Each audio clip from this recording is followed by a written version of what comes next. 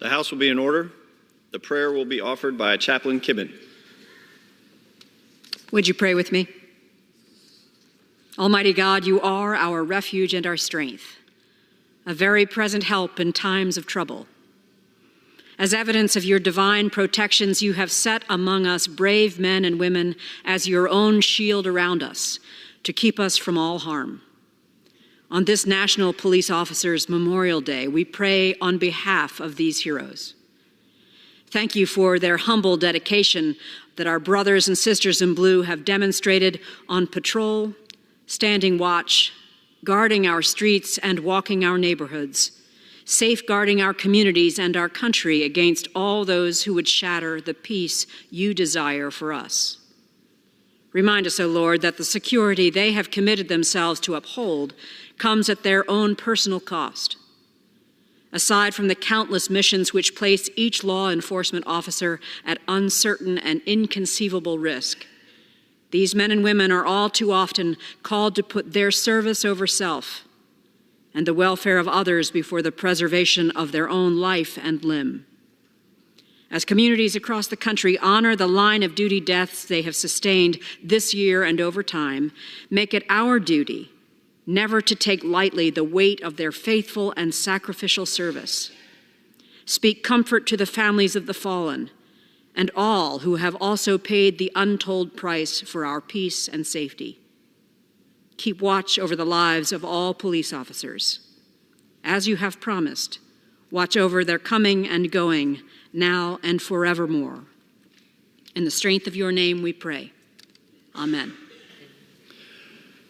The chair has examined the journal of the last day's proceedings and announces to the House the approval thereof. Pursuant to Clause 1 of Rule 1, the journal stands approved. The Pledge of Allegiance will be led by the gentleman from North Carolina, Mr. Davis.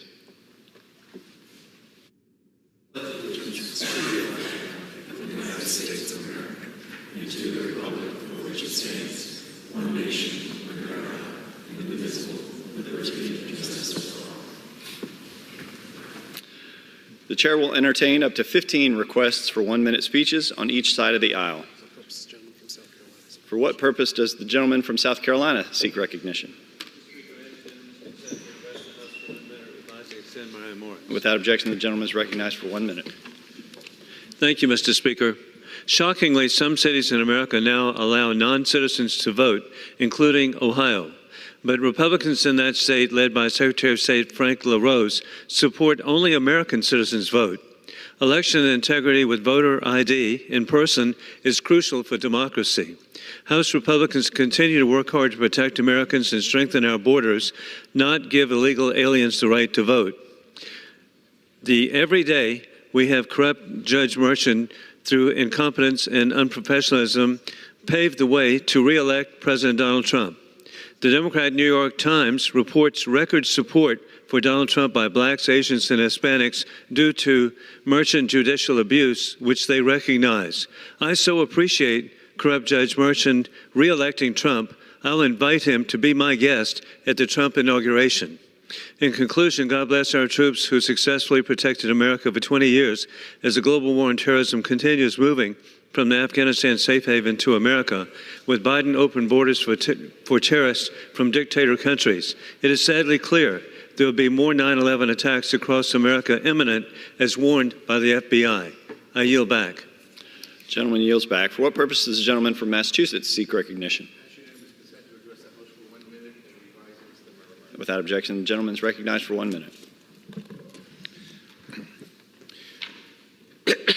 Mr. Speaker, as working families try to get ahead, billionaire food companies and grocery giants continue to engage in excessive price gouging. That's why I'm joining my colleague from Massachusetts, Senator Elizabeth Warren, to call them out. We heard good news this morning. Grocery prices are flat thanks to a rebounding economy under the leadership of President Biden. But times are still tough and grocery prices are still stubbornly high. Meanwhile, corporate CEOs are raking in profits and urging people to eat cereal for dinner and eat Doritos as a side dish to save money. It is absurd. Corporations can no longer hide behind the guise of inflation. At various points in recent years, grocery price increases have outpaced inflation, with families paying 25% more for groceries as compared to pre-pandemic. I want to applaud the Biden-Harris administration for the economic relief they have already delivered for working families. Now we are putting billionaire corporations on notice. Their time of greed is coming to an end. We all need to work together to end hunger now. I yield back. Gentleman yields back. For what purpose does the gentleman from North Carolina seek recognition? Mr. Speaker, I ask for unanimous consent to address the House for 1 minute to revise the discussion. Without objection, the gentleman is recognized for 1 minute. Mr. Speaker, we aren't going to stand idly by as the proposed 520 job cut at Seymour Johnson Air Force Base threatens to damage eastern North Carolina's economy. The Air Force's plan to eliminate an entire squadron at Seymour Johnson is absolutely unacceptable. Safeguarding our national security and preserving these jobs are not mutually exclusive. The Air Force must acknowledge that. Eliminating a fighter squadron in Wayne County would be devastating for this already economically distressed community. Unfortunately, this plan does not build the economy from middle out and bottom up.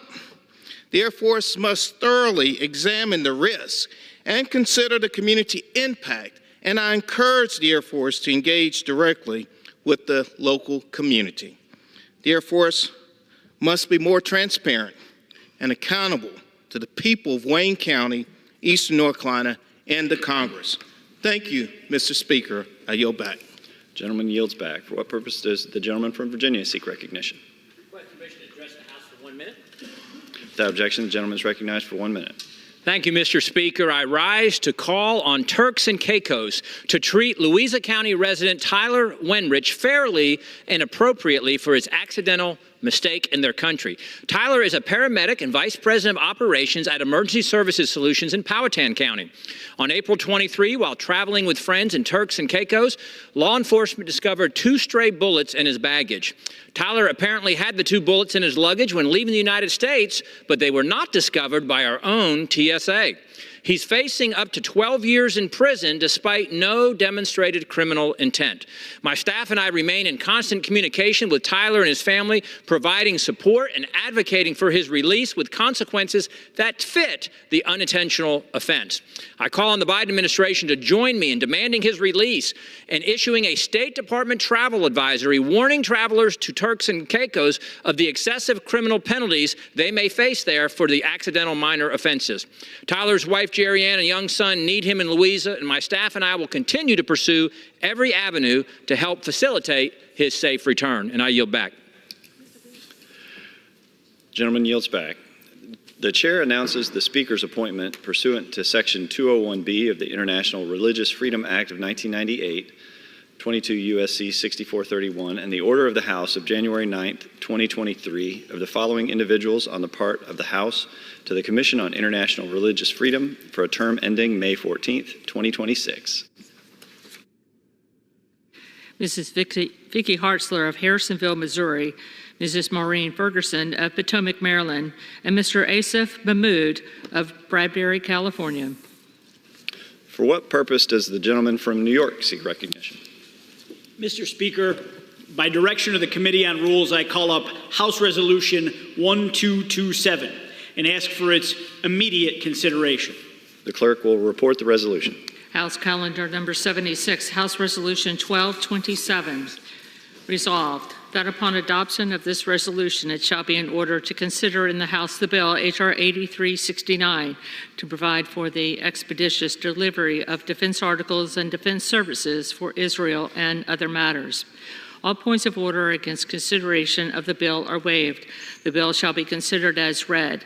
All points of order against provisions in the bill are waived. The previous question shall be considered as ordered on the bill and on any amendment thereto to final passage without intervening motion except one.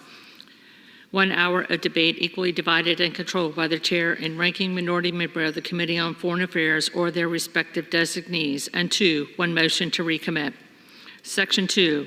Upon adoption of this resolution, it shall be in order to consider in the House the bill H.R. 7530 to limit youth offender status in the District of Columbia to individuals 18 years of age or younger, to direct the Attorney General of the District of Columbia to establish and operate a publicly accessible website containing updated statistics on juvenile crime in the District of Columbia, to amend the District of Columbia Home Rule Act to prohibit the Council of the District of Columbia from enacting changes to existing criminal liability sentences, and for other purposes. All points of order against consideration of the bill are waived. The amendment in the nature of a substitute recommended by the Committee on Oversight and Accountability, now printed in the bill, shall be considered as adopted. The bill as amended shall be considered as read. All points of order against provisions in the bill as amended are waived. The previous question shall be considered as ordered on the bill as amended, and on any further amendment thereto to final passage without intervening motion except one. 1 hour of debate equally divided and controlled by the chair and ranking minority member of the Committee on Oversight and Accountability or their respective designees, and 2, 1 motion to recommit. Section 3. At any time after adoption of this resolution, the Speaker may, pursuant to Clause 2B of Rule 18, declare the House resolved into the Committee of the Whole House on the State of the Union for consideration of the bill H.R. 7343 to amend the Immigration and Nationality Act to provide for the detention of certain aliens who commit assault against law enforcement officers. The first reading of the bill shall be dispensed with. All points of order against consideration of the bill are waived. General debate shall be confined to the bill and shall not exceed 1 hour, equally divided and controlled by the chair and ranking minority member of the Committee on the Judiciary or their respective designees. After general debate, the bill shall be considered for amendment under the 5-minute rule. The amendment in the nature of a substitute recommended by the Committee on the Judiciary, now printed in the bill, shall be considered as adopted in the House and in the Committee of the Whole. The bill as amended shall be considered as the original bill for the purpose of further amendment under the 5-minute rule and shall be considered as read. All points of order against provisions in the bill as amended are waived. No further amendment to the bill as amended shall be in order except those printed in Part A of the report of the Committee on Rules accompanying this resolution. Each such further amendment may be offered only in the order printed in the report, may be offered only by a member designated in the report, shall be considered as read, shall be debatable for the time specified in the report, equally divided and controlled by the proponent and an opponent, shall not be subject to amendment, and shall not be subject to a demand for division of the question in the House or in the Committee of the Whole. All points of order against such further amendments are waived. At the conclusion of consideration of the bill for amendment, the committee shall rise and report the bill as amended to the House with such further amendments as may have been adopted. The previous question shall be considered as ordered on the bill as amended, and on any further amendment thereto to final passage without intervening motion except 1 motion to recommit. Section 4. At any time after adoption of this resolution, the Speaker may, pursuant to Clause 2B of Rule 18, declare the House resolved into the Committee of the Whole House on the State of the Union for consideration of the bill H.R. 8146 to require a report by the Attorney General on the impact the border crisis is having on law enforcement at the federal, state, local, and tribal level. The first reading of the bill shall be dispensed with. All points of order against consideration of the bill are waived. General debate shall be confined to the bill and shall not exceed 1 hour, equally divided and controlled by the chair and ranking minority member of the Committee on the Judiciary or their respective designees. After general debate, the bill shall be considered for amendment under the 5-minute rule. The amendment in the nature of a substitute recommended by the Committee on the Judiciary, now printed in the bill, shall be considered as adopted in the House and in the Committee of the Whole. The bill as amended shall be considered as the original bill for the purpose of further amendment under the 5-minute rule and shall be considered as read. All points of order against provisions in the bill as amended are waived. No further amendment to the bill as amended shall be in order except those printed in Part B of the report of the Committee on Rules accompanying this resolution. Each such further amendment may be offered only in the order printed in the report, may be offered only by a member designated in the report, shall be considered as read, shall be debatable for the time specified in the report, equally divided and controlled by the proponent and an opponent, shall not be subject to amendment, and shall not be subject to a demand for division of the question in the House or in the committee of the whole. All points of order against such further amendments are waived. At the conclusion of consideration of the bill for amendment, the committee shall rise and report the bill as amended to the House with such further amendments as may have been adopted. The previous question shall be considered as ordered on the bill as amended, and on any further amendment thereto to final passage without intervening motion except one motion to recommit. Section 5. Upon adoption of this resolution, it shall be in order to consider in the House the bill H.R. 7581 to require the Attorney General to develop reports relating to violent attacks against law enforcement officers and for other purposes. All points of order against consideration of the bill are waived. The amendment in the nature of a substitute recommended by the Committee on the Judiciary, now printed in the bill, shall be considered as adopted. The bill as amended shall be considered as read. All points of order against provisions in the bill as amended are waived. The previous question shall be considered as ordered on the bill as amended, and on any further amendment thereto to final passage without intervening motion except one. 1 hour of debate equally divided and controlled by the chair and ranking minority member of the Committee on the Judiciary or their respective designees, and 2, one motion to recommit. Section 6. Upon adoption of this resolution, it shall be in order to consider in the House a bill H.R. 354 to amend Title 18 United States Code to improve the Law Enforcement Officers Safety Act and provisions relating to the carrying of concealed weapons by law enforcement officers and for other purposes. All points of order against consideration of the bill are waived. In lieu of the amendment in the nature of a substitute recommended by the Committee on the Judiciary, now printed in the bill, an amendment in the nature of a substitute consisting of the text of Rules Committee Print 118-34 shall be considered as adopted. The bill as amended shall be considered as read. All points of order against provisions in the bill as amended are waived. The previous question shall be considered as ordered on the bill as amended, and on any further amendment thereto to final passage without intervening motion except one. 1 hour of debate equally divided and controlled by the chair and ranking minority member of the Committee on the Judiciary or their respective designees, and 2, one motion to recommit. Section 7.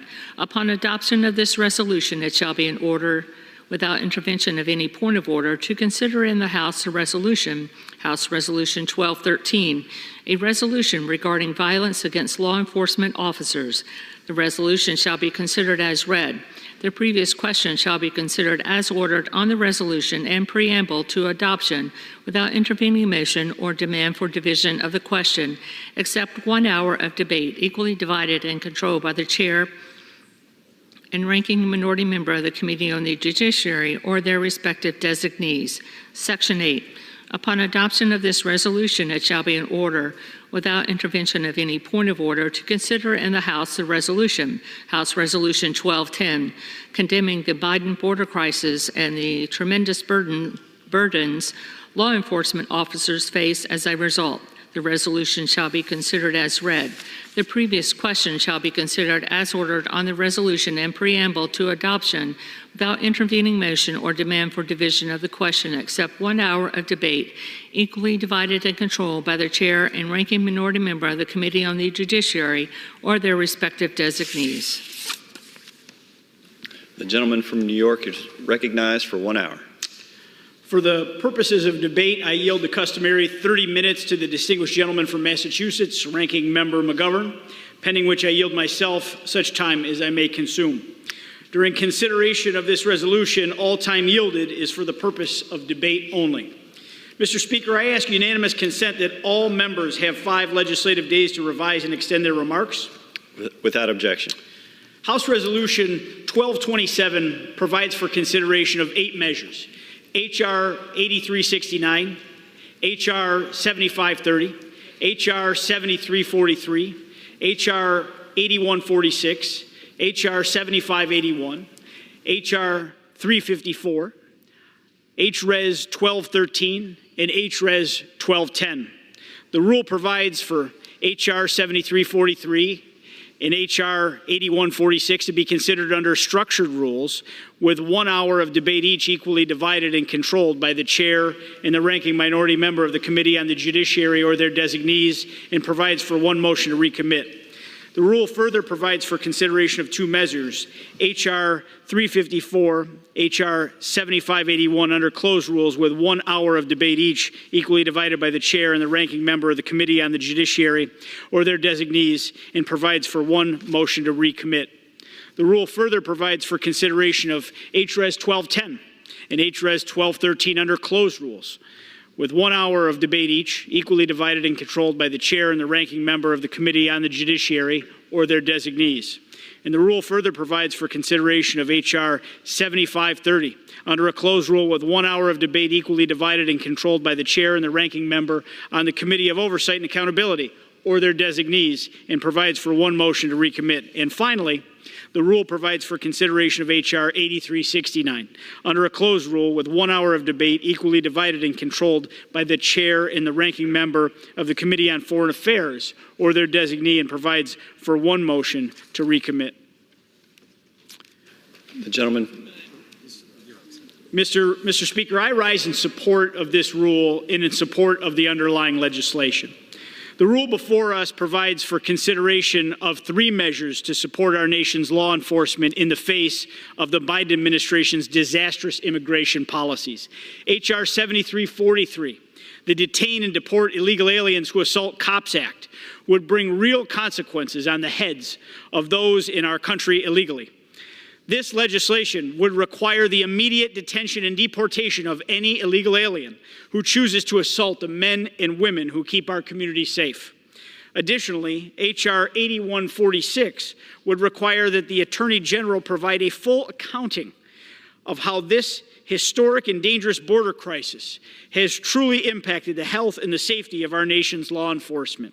And finally, H.Res. 1210 condemns the Biden administration's failed border policies that have resulted in 9.3 million illegal alien encounters along our borders in less than 4 years. And that doesn't include those that have evaded Border Patrol. America's law enforcement officers are on the front lines of the Biden border crisis, bearing the brunt of this president's open borders policies that are threatening the security of our nation and laying waste to our communities. We have yet to fully know the true damage done to our national security by 4 years of flinging the doors open to those breaking our laws. But one thing is certain: it is falling on our nation's law enforcement officers, our police officers in big cities and small towns across America, to contend with the consequences of this administration's open borders policy. But the Biden border crisis is only one challenge facing our nation's law enforcement officers. As we witness an alarming surge in criminal activity thanks to the left's anti-police, soft-on-crime policies, it's imperative that we confront the harsh reality. Our law enforcement officers are under attack, both physically and politically. They're being targeted by the radical left simply by doing their jobs, for upholding the rule of law and for protecting our communities. And to that end, the rule today before us provides for consideration for several measures that stand with our law enforcement officers in the face of these asinine policies that seek to vilify them and prevent them from doing their jobs, including H.R. 7581, the Improving Law Enforcement Officer Safety and Wellness Through Data Act, H.R. 354, the Law Enforcement Officer Safety Act, in H.Res. 1213, a resolution condemning violence against our law enforcement officers. H.R. 7581 would require the Department of Justice to report to Congress about violent attacks on law enforcement officers and the response of federal, state, and local governments to these attacks. Additionally, H.R. 354 would fix a discrepancy under current law to ensure that qualified active or retired law enforcement officers are not prohibited from carrying a concealed firearm in public settings. There's no good reason why the men and women who put their lives on the line for us every day should have their Second Amendment rights curtailed as they are under the current law. And finally, HRES 1213 expresses a sentiment that I hope my colleagues on both sides of the aisle can fully embrace and get behind. Full, unequivocal support for our law enforcement officers and strong opposition to any movement that seeks to defund the police. Mr. Speaker, this is not a matter of statistics or headlines. The soft on crime policies that the radical left have championed have only left American families in more danger.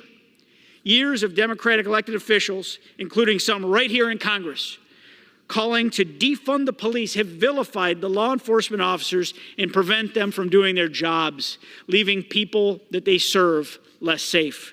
Nowhere is this displayed more vividly than right here in our nation's capital. And the rule before us today also provides for consideration of a bill to combat the District of Columbia's anti-law enforcement, pro-criminal policies. H.R. 7530, the D.C. Criminal Reforms to Immediately Make Everyone Safe Act. D.C. law enforcement remains understaffed and overwhelmed by soaring crime rates, violent crime rates. In 2023 alone, homicides increased 29% from 2022. Violent crime increased 37%, and robberies increased 65%. But what has the D.C. Council done? Well, in 2022, it passed the Revised Criminal Code Act, which reduced penalties for violent offenders. And in that same year, the council passed the Comprehensive Policing and Justice Reform Amendment Act, which targeted D.C. Metropolitan Police Department officers and their ability to combat rising crime. So if the D.C. Council won't heed the concerns of the district's residents, police officers, and visitors from this country and around the world, then it's Congress's job to step in. This mess only encourages lawlessness and puts lives at risk. We've had one of our own colleagues, a member of Congress, carjacked and a staffer stabbed, among many other horrifying and violent crimes. If we can't get a handle on crime in our nation's beautiful capital, how does that fare for the rest of the country?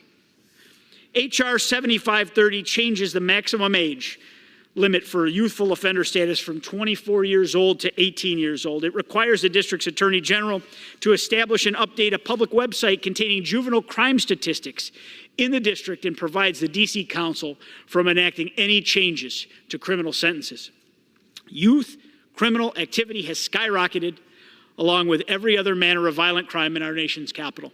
And soft on crime approach is simply just not working, putting the lives of innocent residents and visitors in danger and hamstringing the ability of our cops to do their jobs. Residents of D.C. have the same rights as other Americans to be secure in their homes and to be protected against crimes committed against their lives and their property.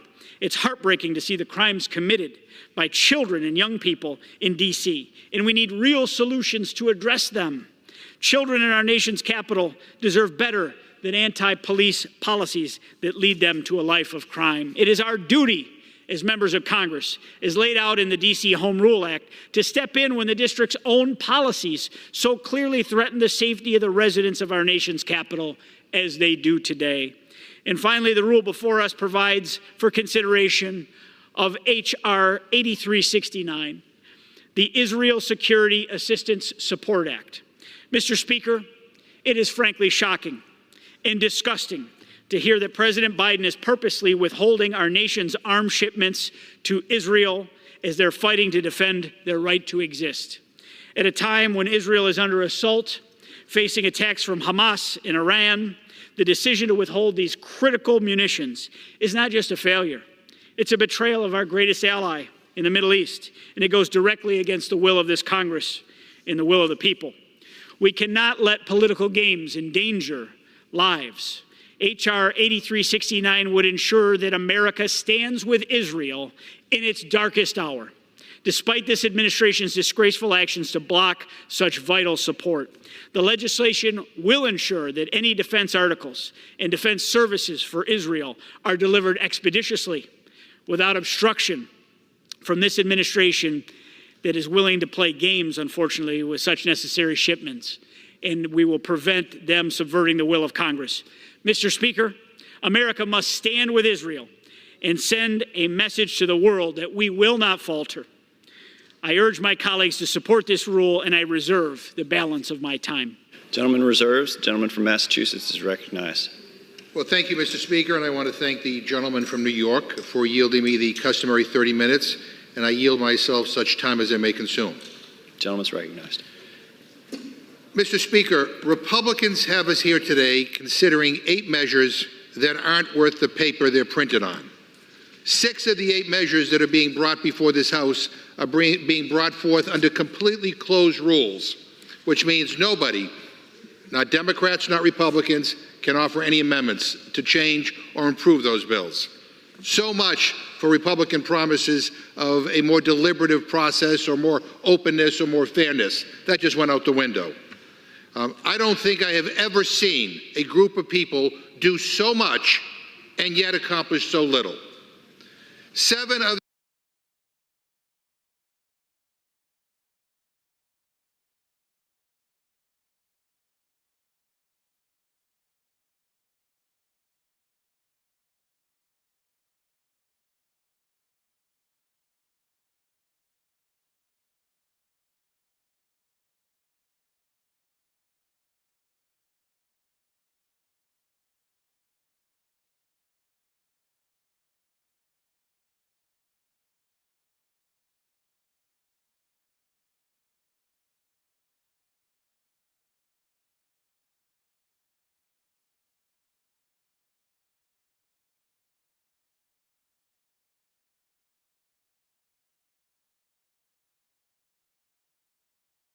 with a criminal trial because apparently Republicans like law and order unless it applies to them. Unbelievable. You can't make this stuff up. And this stunt, I'll say to my colleagues, this stunt of the Speaker and members of the Republican members of Congress going to this courthouse, this stunt diminishes this House of Representatives. Their candidate for president has been indicted more times than he's been elected. The chair would remind us to refrain from engaging in personalities towards presumptive nominees for the office of president. I didn't think I was. And somehow, Madam Speaker, they have the nerve to tell us about the criminal justice system. Give me a break. Their credibility on this issue has evaporated. It is pathetic. And I could go through these bills one by one, but I think the American people would rather watch paint dry. Because none of these bills do anything. None of these bills will be passed by the Senate. None of them will do a damn thing to help the police. None of them will keep our communities safe. We have a ton of BS bills going after immigrants. And let me just remind everyone, it was Republicans who killed their own bipartisan border security bill in the Senate. And it is Republicans in the House that refuse to even bring it up for a vote. And why? Because they're afraid it might pass. They're afraid they might lose a talking point. We have a non-binding resolution about defund the police. Ironic, isn't it, that they all talk so much about defunding the police. But despite their rhetoric, Republicans are the ones who want to defund the police. Republicans support cutting the COPS program, which hires police officers in every state in America. And get this, yet Republicans voted against awarding police officers who protected all of us on January 6th the Congressional Gold Medal. Let that sink in. Republicans voted to fire 2,000 Custom and Border Patrol police officers. Republicans voted to cut federal support for local law enforcement agencies in September of 2022. Republicans have called to abolish the FBI, the Department of Justice, and the ATF. At every single juncture, when Republicans have had a chance to put their money where their mouth is, they have shown that all their pro-police rhetoric is just that, rhetoric. They will say whatever they need to win political support from police, and then hope the cops don't notice when they vote to gut their budgets. The eighth bill this rule would bring to the floor is the so-called Israel Security Assistance Support Act. This bill is a disaster. It basically gets rid of human rights checks and balances already in place on arms transfers. And it would interfere with any administration's ability to comply with U.S. obligations under international human rights and humanitarian law. And I think it's absurd that my Republican friends don't understand the difference between supporting Israel and writing Prime Minister Netanyahu a blank check to do whatever the hell he wants with U.S. weapons, with no regard for civilian lives or for human rights. That's not even just the Democratic position, by the way. 3 U.S. presidents have threatened to pause military aid to Israel under similar circumstances. And who were they? They were Dwight Eisenhower, Ronald Reagan, and George H.W. Bush. All Republicans, Madam Speaker, all Republicans. So please don't give me this partisan BS. Please, please spare us that. Your military, U.S. military assistance doesn't come with no conditions. If our taxpayers are paying for it, they ought to have some level of assurance that it's not being used to indiscriminately bomb civilians or block the delivery of humanitarian aid to starving people. You know, the bombs that the president is withholding, these 2-ton bombs, have a blast radius of 1/4 mile. That means, I would say to my friends, if you were standing out in front of this Capitol and the bomb were dropped on the Republican congressional campaign headquarters or the Democratic congressional campaign headquarters, we all would be dead if we were standing in front of the U.S. Capitol. The president is concerned that 2-ton bombs being dropped on Rafah, a heavily populated area with over 1 million people. He believes that that the civilian casualties are unacceptable. And we all should care about the civilian casualties, especially if you claim to be a friend of Israel, because the more civilian casualties that are incurred, the more difficulty Israel will have in getting to a lasting peace. It is a real shame that this is what Republicans have decided we should spend our week doing, Madam Speaker. I had hoped, Madam Speaker, that after the Democrats bailed out Speaker Mike Johnson last week, that maybe, just maybe, we would see a change in the tone of this place. Maybe. Maybe there would be more of an acknowledgement that we need to put people over politics, that we need to get stuff done, because that's what the American people want. And I'm disappointed to see that this week it's just more of the same old from this incompetent Republican leadership that has wasted away their time and power and accomplished nothing, not a single damn thing during their time in their slim majority. The American people deserve a hell of a lot better than they're getting from my friends on the Republican side. And with that, I reserve my time. The gentleman from Massachusetts reserves. The gentleman from New York is recognized. Well, I thank you, Madam Speaker. My colleague on the other side of the aisle likes to talk about the fact that these bills today that we're going to consider this week, these pro-police measures, don't have a future in the Senate or getting to the desk of the president. Yes, because his party controls those two branches. The Senate leadership will do nothing with this because they don't support the underlying legislation. They don't support law enforcement. I'd like to point out that it was Democrats who have for years pushed the defund the police rhetoric in cities, states, and right here in Washington, not House Republicans. In fact, it was Democrats who took the defund the police rhetoric and made it viral. They turned it into concrete policy that demonizes our men and women in blue while letting violent criminals back out on the street. Do you think the American people are really going to buy that Democrats weren't the one that wanted to defund the police? We could rewind the tape back to 2020 if you want to. We can show you the footage of our cities burning while they were chanting to defund the police and watching weak mayors of cities down on one knee begging for forgiveness for standing for law and order. We can go back and rewind the tape and get a little instant replay if you'd like. The footage is there. It's in black and white.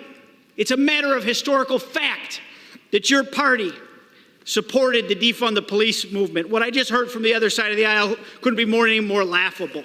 Democrats in New York City, certainly not Republicans, they cut the NYPD's budget by $1 billion with more cuts to come. We have some of those brave NYPD officers with us here this week for Police Week. Democrats in Los Angeles, not Republicans, they cut the LAPD's budget by hundreds of millions of dollars, with more cuts to come. Democrats in Chicago, not Republicans, cut the Chicago PD's budget by $1 billion, only to embarrassingly and quietly reverse further plans for cuts in recent years after crime spiraled out of control. And right here in our nation's capital, it was Democrats, not Republicans, that passed legislation to make it more difficult than ever for cops to do their jobs and keep DC's communities and residents safe. So let's not forget, at the height of the defund police movement, it was House Democrats, not House Republicans, who attempted to completely defund the Department of Justice's Project Safe Neighborhoods program, a nationwide initiative that empowers law enforcement to work with community leaders and stakeholders to directly identify the most pressing violent crime problems in a community. I'm talking rapes, armed robberies, gang violence, and much, much more. But that didn't stop House Democrats from defunding this program to appease a radical base. The radical left has bought hook, line, and sinker into the defund the police movement, and Americans in New York, in Washington, in Chicago, in LA, and everywhere else where Democrat leaders hold sway, they're reaping the consequences of these dangerous policies. Mr. Speaker, Madam Speaker, the family of slain NYPD officer Jonathan Diller told New York Governor Kathy Hochul that she had blood on her hands. They see, as Americans across the country see, that it is the Democrats and not the Republicans who've abandoned law enforcement. They've vilified them, and they've made it harder than ever for them to do their job and keep their people safe. The legislation under this rule today is a step in the direction of supporting our law enforcement officers in empowering them with the tools to keep our community safe in spite of the defund the police movement, in spite of the Biden border crisis. At this time, I'd like to yield 5 minutes to my colleague, the chairman of the Rules Committee from Texas, Mr. Burgess. The gentleman from Texas is recognized for 5 minutes. And I thank my friend from New York for yielding. I thank him for leading this discussion on behalf of the Rules Committee today. I wanted to come down and speak in support of the rule, and I want to speak in support of the underlying bills. We do honor National Police Week. Republicans are advancing 7 pieces of legislation to reaffirm their commitment to our nation's law enforcement. Yet again, we are seeing our colleagues misrepresenting the legislation that really should be bipartisan. Every single day, Madam Speaker, thousands of men and women in blue put their lives on the line to protect their communities and keep we the people safe. Last year, in fact, more than 370 law enforcement officers were shot in the line of duty, the highest year on record.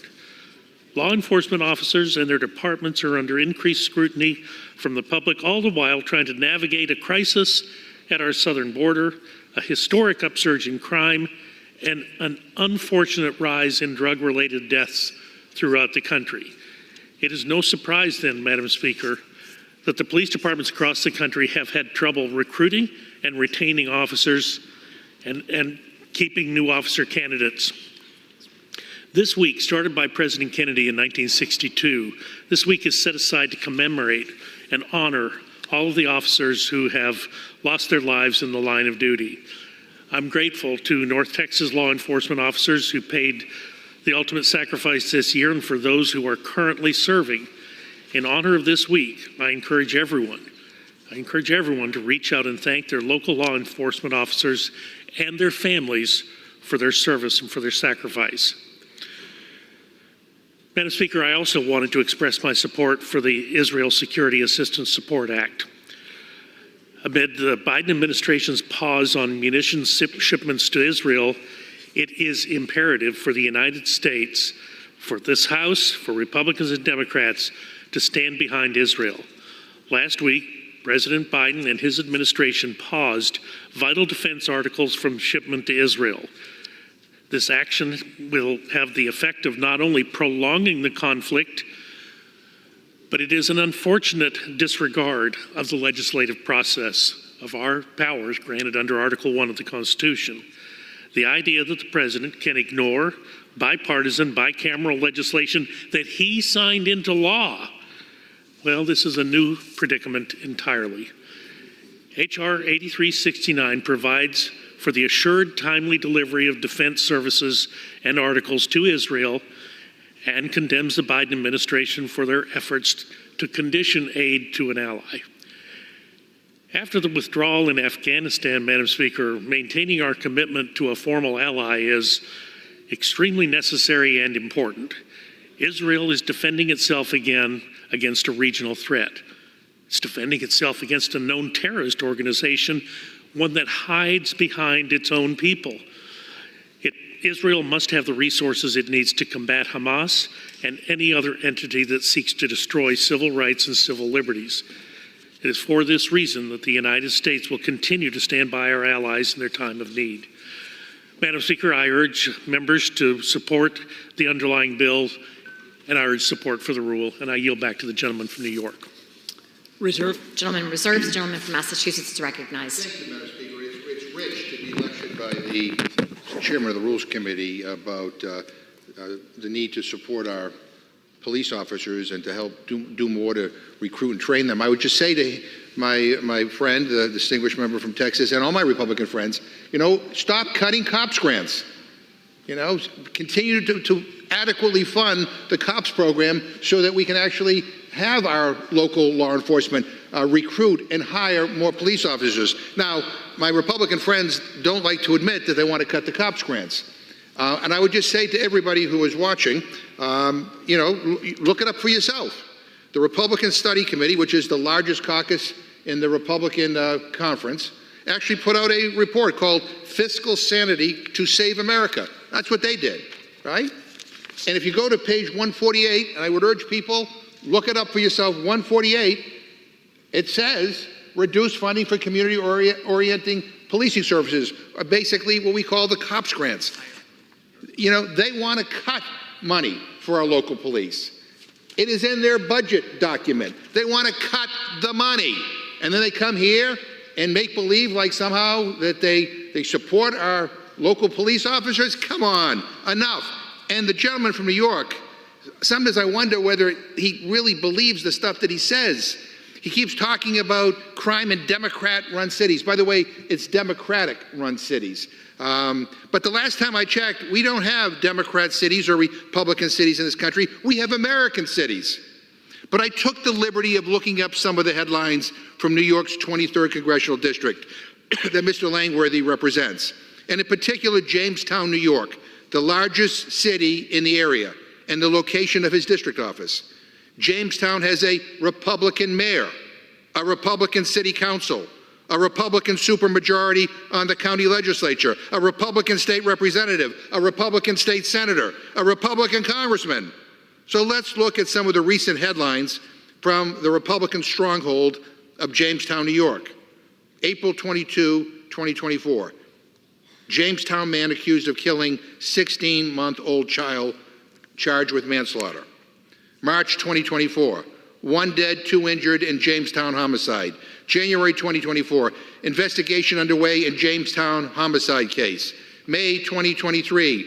3 accused of stealing a vehicle in Jamestown.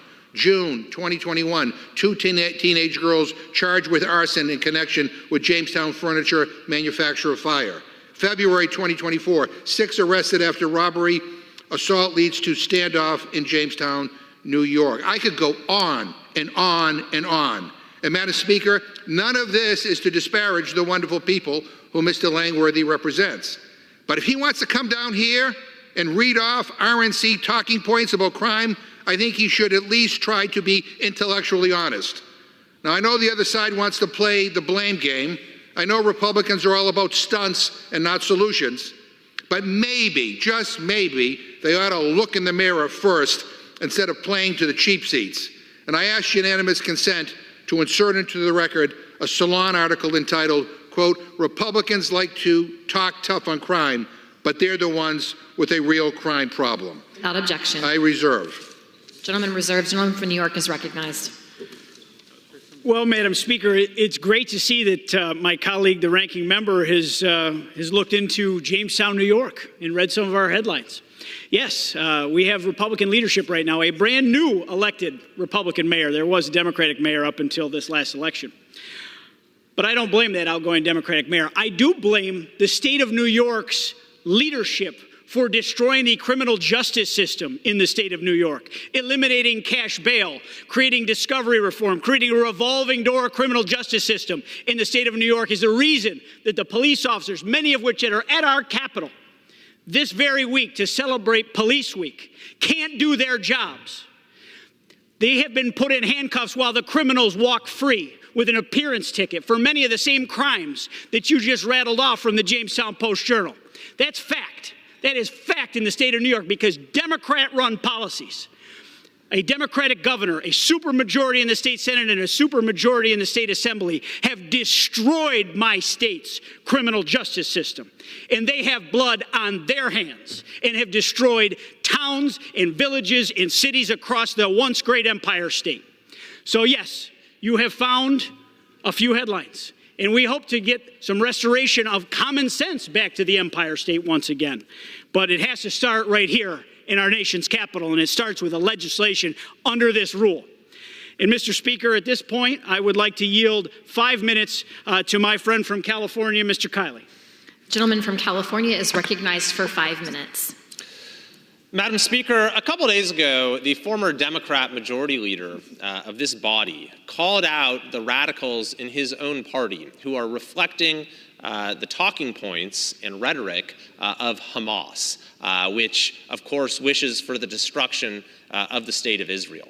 And unfortunately, it now seems that these radical elements have won out in terms of influencing policy in the White House, in terms of getting their views that reflect, as the former majority leader of Democrats in this House stated, reflect the views of Hamas to become the official policy of the White House. The president's recent statements suggesting that he will withhold vital security assistance for Israel are appalling, are absolutely unacceptable. They fly in the face of the strong bipartisan vote that this body recently took to provide support for our vital ally, Israel, as it seeks to make sure that Hamas can never do again what it did on October 7th. The president's actions, moreover, threaten to prolong the conflict that currently exists and are a threat to the long-term peace and stability of the region. So I'm glad that we now have legislation before us that will rebuke the president and will assure that the security assistance that this House has already approved finds its way to our ally in Israel. I'd also like to speak in support of Resolution 1213, which denounces calls to defund the police, which have been so damaging to public safety and to law enforcement across this country. In my own state, in California, we have a number of jurisdictions like San Francisco, like in the East Bay, like in Los Angeles, that did defund police and were then forced to restore that funding and to backtrack. But the reality is, this is just one of a number of policies that have caused crime in California and many other places in this country to spiral out of control and have made the job of our law enforcement officers more and more difficult, to the point at which many departments are having a very difficult time with recruitment and retention and making sure they are fully staffed and have the personnel that they need to keep their communities safe. Policies like defunding the police, policies that have removed the consequences for criminal activity, policies by district attorneys that have refused to enforce the law, sanctuary policies where individuals who are here illegally and commit serious crimes cannot be turned over to the immigration authorities. All of these destructive policies have manifested a disrespect towards our men and women in law enforcement who put their lives on the line every single day to keep our communities safe. So I urge strong bipartisan support for this resolution denouncing calls to defund the police, and I hope that we can swing the pendulum further in the direction of the support that our law enforcement so deserves, so that we don't continue to face these problems with recruitment and retention, and we can keep our communities safe. Thank you, and I yield back. Reserve. Gentleman reserved. The gentleman from Massachusetts is recognized. Yeah, Madam Speaker, I'm not familiar with the gentleman who just spoke from California, but let me say to him that rather than just, denounce the slogan of defunding the police, maybe the gentleman should go to the Republican Study Committee and tell them to not defund the police. Because again, if you go to the Republican Study Group document, go to page 148, it is clear that the Republicans wanted to fund the COPS program. So please, enough with the rhetoric. If you are serious about supporting the police, then don't cut the COPS program, period. How hard is this? How hard is this? And I would also say remind the gentleman that the hometown of the former Republican Speaker of this House, before the Republicans threw him out, Kevin McCarthy, which is Bakersfield, California, has a higher crime rate than San Francisco. I mean, I don't even know where my friends are coming from. And the gentleman from New York, I got to say, I've never heard anybody denounce their home state as much as I've heard him denounce New York. I mean, I think New York is a great state, not as good as Massachusetts, but I think it's a great state. But I get it. He just explained it all to me. If it's a Democratic-controlled area, all the crime is blamed on the Democrat. If it's a Republican-controlled area, then they find the nearest Democrat and they blame it on the Democrat. That's the rationale. I mean, come on. Come on. This place has to get more serious in terms of supporting initiatives to actually not only support law enforcement, but to protect our communities instead of like one soundbite after another that does absolutely nothing. And the blame game that we hear constantly.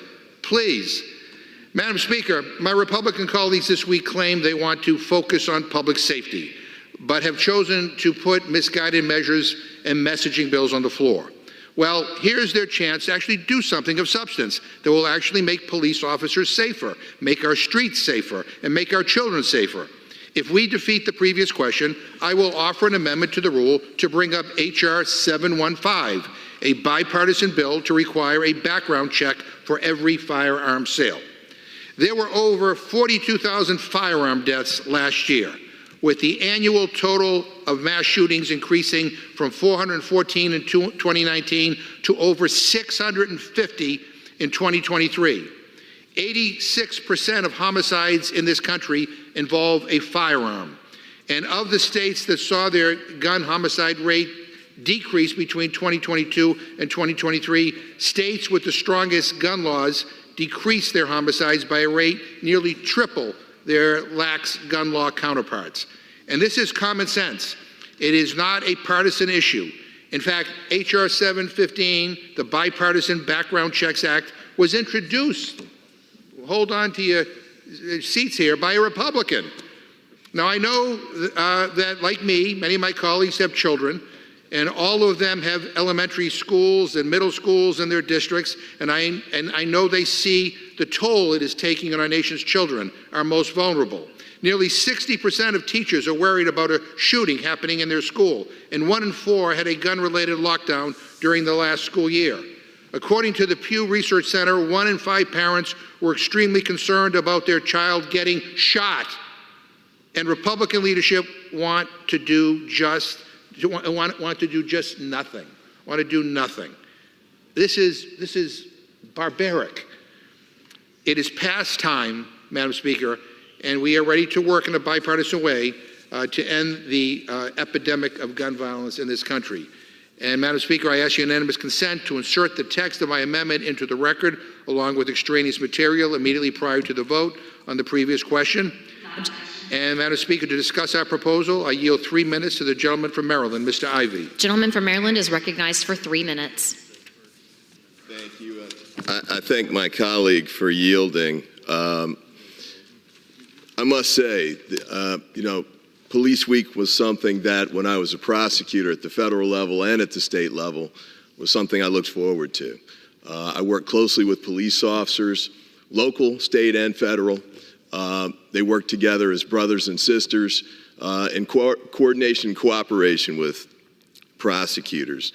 In many instances, they had task forces where the federal and local worked together, knowing that that was the way that made them most effective. So it was deeply disappointing to see the bills that came through this week that are supposed to be honoring police officers for Police Week. And some of these came through the Judiciary Committee beforehand, which I sit on. And so I raised objections at the time with respect to this legislation, which was ignored. And so it's with a heavy heart, frankly, that I rise today, because I think it's very clear. I think one of the Republican speakers a few minutes ago noted that, I think he said 370 police officers have been shot. And it's clear that one of the greatest dangers police officers face on the street is from guns. And so the irony of the fact that the legislation that the Republicans have proposed do nothing about guns, in fact, don't even mention them in most cases, is really shocking. Now, my colleague from Massachusetts just mentioned a few minutes ago the Bipartisan Background Checks Act, H.R. 715, and he noted that the sponsor of that is a Republican, but he's the only Republican to join this bill. The other of the 207 co-sponsors are all Democrats, and I think that speaks volumes about where the Republicans are these days on this kind of issue.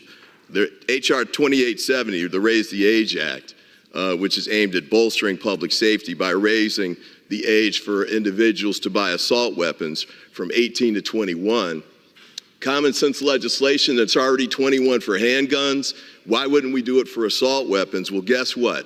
We don't have one Republican co-sponsor for that legislation. And another example, H.R. 4992, that goes to ghost guns. And the issue about ghost guns is that they're totally untraceable firearms. So they've become the weapon of choice for criminals across the country, blue states, red states, Democratic and Republican jurisdictions alike. Zero Republican co-sponsors for that legislation. So it's with, I say, great disappointment that we come here today and we speak about Police Week, and we ought to be doing things to protect police officers from dangers on the street. But absolutely nothing that's in the legislative package that's being proposed would do that. And just one last point before I yield back. The defund language, none of that's pending legislation with respect to police in the Congress right now. The only defund language that I've seen right now is defund ATF Gentleman's and FBI. time. Gentleman's time I has yield the expired. gentleman an additional 1 minute. I thank the gentleman. Those are sponsored by Republicans. The defund the ATF bill is one sentence long. And so when I raised the question with the gentleman who proposed it in the committee, I said, how in the world is that supposed to work? How would you defund the entire ATF knowing that we've got gun cases pending there now, and same with the FBI, international prosecutions, cartels and the like, you would just shut them down like that? That's what those bills would do. Talk about irresponsible. That's what that proposal is right now. So let's get serious. We're facing major challenges. By the way, crime's going down in cities across the country. You mentioned the 2019 statistics. You stay with 2019 because violent crime has been going down in jurisdictions, including the District of Columbia, this year as well. So let's get serious. Let's focus on doing things that really help protect police officers and make the most out of Police Week. And with that, I yield back to my colleague. Gentleman reserves. The gentleman from New York is recognized. Madam Speaker, my friends across the aisle are making some wild claims that somehow crime has gone down. That's like President Biden taking a bow for gas prices going from $5 a gallon to $4 a gallon, when they're just far less than they were just before he was sworn in. My colleague's claims rest on cherry-picked data that does not present a full picture of the crime problem in our major cities. So let's revisit some of the facts. Violent crime has skyrocketed with year-over-year increases in violent crime in the millions. Carjackings have spiked by as much as 93% in many major cities. And 18% more homicides were committed in 2023 than in 2019. And it's no coincidence that many of these major cities that have been the epicenter of the wave in violent crime also happen to be run by Democratic politicians with left-wing DAs that have made it their mission not to prosecute perpetrators, but to put dangerous criminals back on the streets and to facilitate a revolving door criminal justice system. My colleagues need only to venture beyond Capitol Hill to see what these policies have done to our nation's capital. To recap here, according to the Metro Police Department's own data, crime in D.C. increased 30% in 2023 compared to the previous year. In 2023 alone, homicides increased 29% compared to 2022. And in fact, since 2012, the rate of homicides in D.C. has doubled. Violent crime has increased 37%, and robberies increased 65% from 22 to 2023. Motor vehicle thefts increased 107% between 2022 and 2023. And this surge in criminal activity is a direct result of the D.C. Council's soft on-crime sentencing policy and refusal to back up its law enforcement officers with real support, resulting in resignations of police officers. We've heard it directly at the Oversight Committee from the union officials. Madam Speaker, despite my colleagues' refusal to wake up to the reality, the fact remains we're at this point today with crime soaring in many of our major cities, and Americans are feeling less safe because of the disastrous policies that Democratic leaders, at the behest of the radical left that governs their party, have imposed on residents in our communities. And I reserve. Gentleman reserves. The gentleman from Massachusetts is recognized.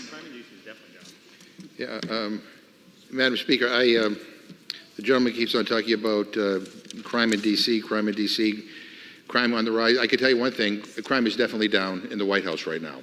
And I can understand why the gentleman is confused. Madam Speaker, I request unanimous consent to insert into the record an article from the Washington Post entitled, "Crime is Down, Though Fox News Viewers Might Not Be Aware." Without objection. The article notes, and I quote, "The reality is that crime surged in 2020 when Trump was president. That surge continued into the Biden administration, but has since waned," end quote. And Madam Speaker, in the lead up to the 2022 midterms, Fox News invested immense resources in promoting stories about surging crime despite lacking evidence. And while crime is down, it appears the conservative ecosystem is trying to fearmonger the issue of crime once again because, that's all they have. Madam Speaker, I also request unanimous consent to insert into the record an article from The Guardian entitled, "Crime Coverage on Fox News Halved Once U.S. Midterms Were Over." Without objection. So after a frenzy of coverage about violent crime in September and October of 2022, the conservative media giant Fox News actually decreased coverage of violent crime stories by, get this, 50% in the weeks following the 2022 elections. Crime stories have long been used by Republicans to fearmonger for cheap electoral victories, and it seems like this old tactic is being utilized once again in 2024, all while 80% of Republicans support cutting the COPS grant program. Again, I would urge my friends who don't believe me to go to the Republican Study Committee FY 2025 budget proposal. So this is the most recent one. And go to page 148. Again, page 148. And you will see, under the heading, Reduce Funding for Community-Oriented Policing Services, COPS. For all the talk about defunding the police, it is my Republican friends that are leading the way because they are in their Republican Study Committee, which is the largest caucus in the Republican conference. They have put out a report highlighting their budget priorities, which talks about eliminating the COPS program. I mean, you can't make this stuff up. And with that, I reserve my time. Gentleman reserved. Gentleman from New York is recognized. Well, I think it's important that we don't forget all the other legislation in this bill as we've had the spirited debate today about law enforcement. But I think it's really important to remind our colleagues today about the situation in Israel and in the Israel legislation is being considered this week. We need to talk about how this conflict began. On October 7th, it was Hamas and not Israel that launched a horrifying terror attack that took thousands of lives and innocent people hostage. It was Hamas terrorists who murdered approximately 1,200 people, including Holocaust survivors, the elderly, babies, and beautiful young people attending a music festival. It is Hamas who, to this day, has over 100 innocent people held hostage, including American citizens, who we cannot forget are being held hostage. Americans are currently being held hostage in Gaza. Hamas is responsible for this war. Hamas, a terrorist organization, has for decades now used civilian structures and innocent people to shield their terrorist operations. But, Madam Speaker, None of that stopped anti-Israel protesters from taking to the streets just a day after the horrific attacks and the butchery of Israeli civilians to chant from the river to the sea. There's some people that serve in this building that take their time and like to chant from the river to the sea. And they need to be held accountable for that, which we know is synonymous language with the extermination of the Jewish people in Israel. Madam Speaker, by holding these arms shipments, President Biden is just not flouting the will of Congress and the American people, but he is also kowtowing to the radical left that frankly has embraced the anti-Israel movement wholeheartedly. It's become practically a platform plank over there. We are learning more and more about the left-wing groups and donors that are bankrolling the anti-Israel, anti-Semitic protests that have erupted across the country. We know that the far left, including members of the House that have fully endorsed this message to turn against our ally Israel in their hour of need, and to isolate them and to ultimately support their destruction. Madam Speaker, I am done hearing the false equivalencies of a morally bankrupt movement. Anyone who remembers a true reason why Israel is defending itself today should support the legislation under this rule, and I reserve the remainder of my time. Gentleman reserves. Gentleman from Massachusetts is recognized. May I inquire of the gentleman how many more speakers he has? We're prepared to close. Madam Speaker, unable to rebut all the nonsense I just heard, I'm prepared to close as well. I'm exhausted by this debate. Gentleman is recognized to close. Madam Speaker, let me touch on two things.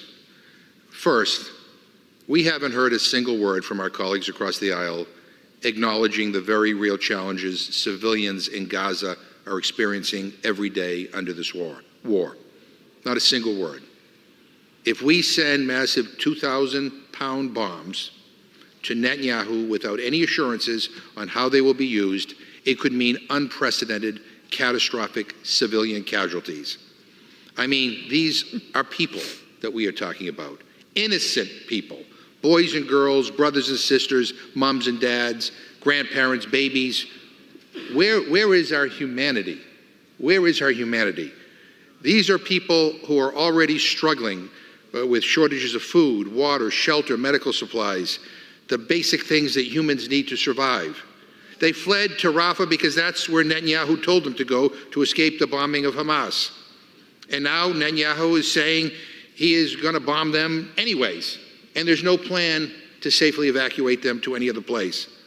I don't care what any country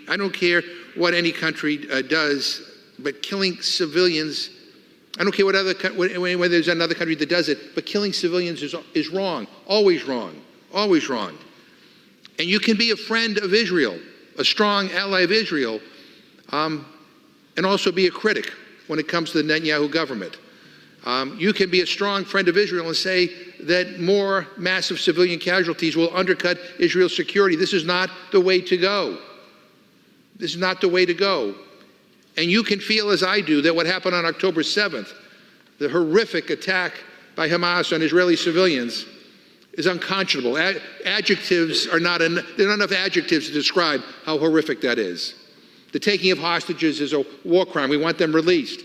You can feel that way, but also understand that we have an obligation to protect civilian lives in Gaza. And I'm grateful to President Biden for taking the step that he did. And I wish he would do more, quite frankly. And it is disappointing for me to see that so many of my friends across the aisle seem indifferent to it. And then to come down here and get lectured about crime from the party whose leader is a criminal is really something else. I mean, my friend from New York, not once rebutted our contention that Republicans have advocated cutting the cops' grants, because it's here in print. Anybody can see it. And for those who want to know why this program is good, because it provides money to help a lot of local law enforcement be able to hire and recruit police officers, especially in areas where budgets are tight. It is a lifeline for so many communities, rural and urban, all throughout this country. And they're advocating eliminating it.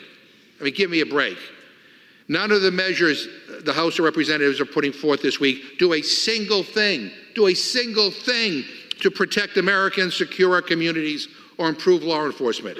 And the real shame here is that if Republicans were willing to set their partisanship aside and work across the aisle, maybe, just maybe, we could get something substantive done.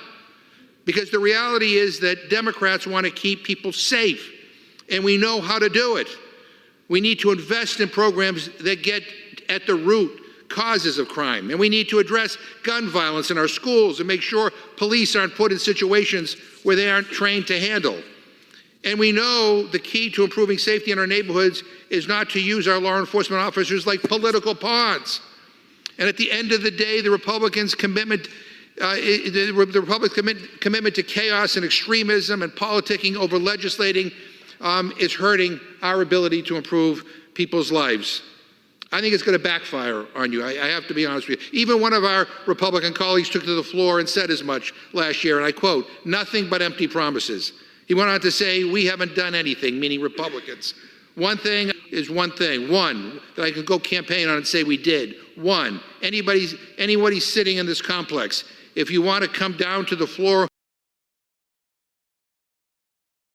and explain to me one material, meaningful, significant thing the Republican majority has done, end quote. That's a Republican saying that. They know they are getting nowhere in this Congress. And all I can say, Madam Speaker, is the American people deserve better. And they certainly deserve better than the Speaker of the House spending his time trying to influence our justice system at a courthouse in New York City. How pathetic. When we have real problems that we need to deal with here in this country, he's in New York trying to explain away, like a staffer, all of Donald Trump's problems, quite frankly. I'm trying to think of a way to stay with an order here with the new rules. It's pathetic. It's pathetic.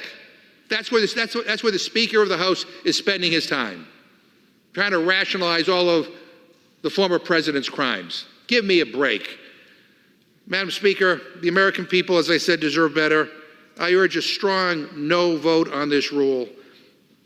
This is just a waste of time. And with that, I yield back the balance of my time. Gentleman yields. The gentleman from New York is recognized. Thank you, Madam Speaker, and I wish my colleague from Massachusetts well with his Trump derangement syndrome. I am prepared to close, and I yield myself back the balance of my time. Madam Speaker, the rule before us today is about standing up for the safety and the well-being of our neighborhoods, our families, and our way of life. It's about standing up for what's right in defending those who risk their lives every single day to keep our communities safe. In my own district in the southern tier of New York, a Chemung County Sheriff's investigator, Michael Thiege, was critically injured when he was hit by a shoplifter's getaway car and has since been fighting to recover. Our prayers and our wishes for a speedy recovery are with him and our whole community. But sadly, Investigator Thiege's case is not an isolated incident. It's emblematic of the dangers of law enforcement officers and what they face every time they put on their uniforms. In my own state of New York, we've lost some of our very finest recently. We've recently laid to rest Lieutenant Michael Husak of the Onondaga County Sheriff's Department, Syracuse Police Officer Michael Jensen, and NYPD Officer Jonathan Diller.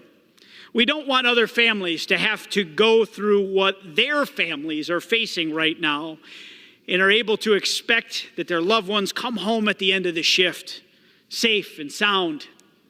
What's happening in America's major cities, in too many states, and right here in our nation's capital is simply unacceptable, and it needs to be addressed now, and is with this legislation before us.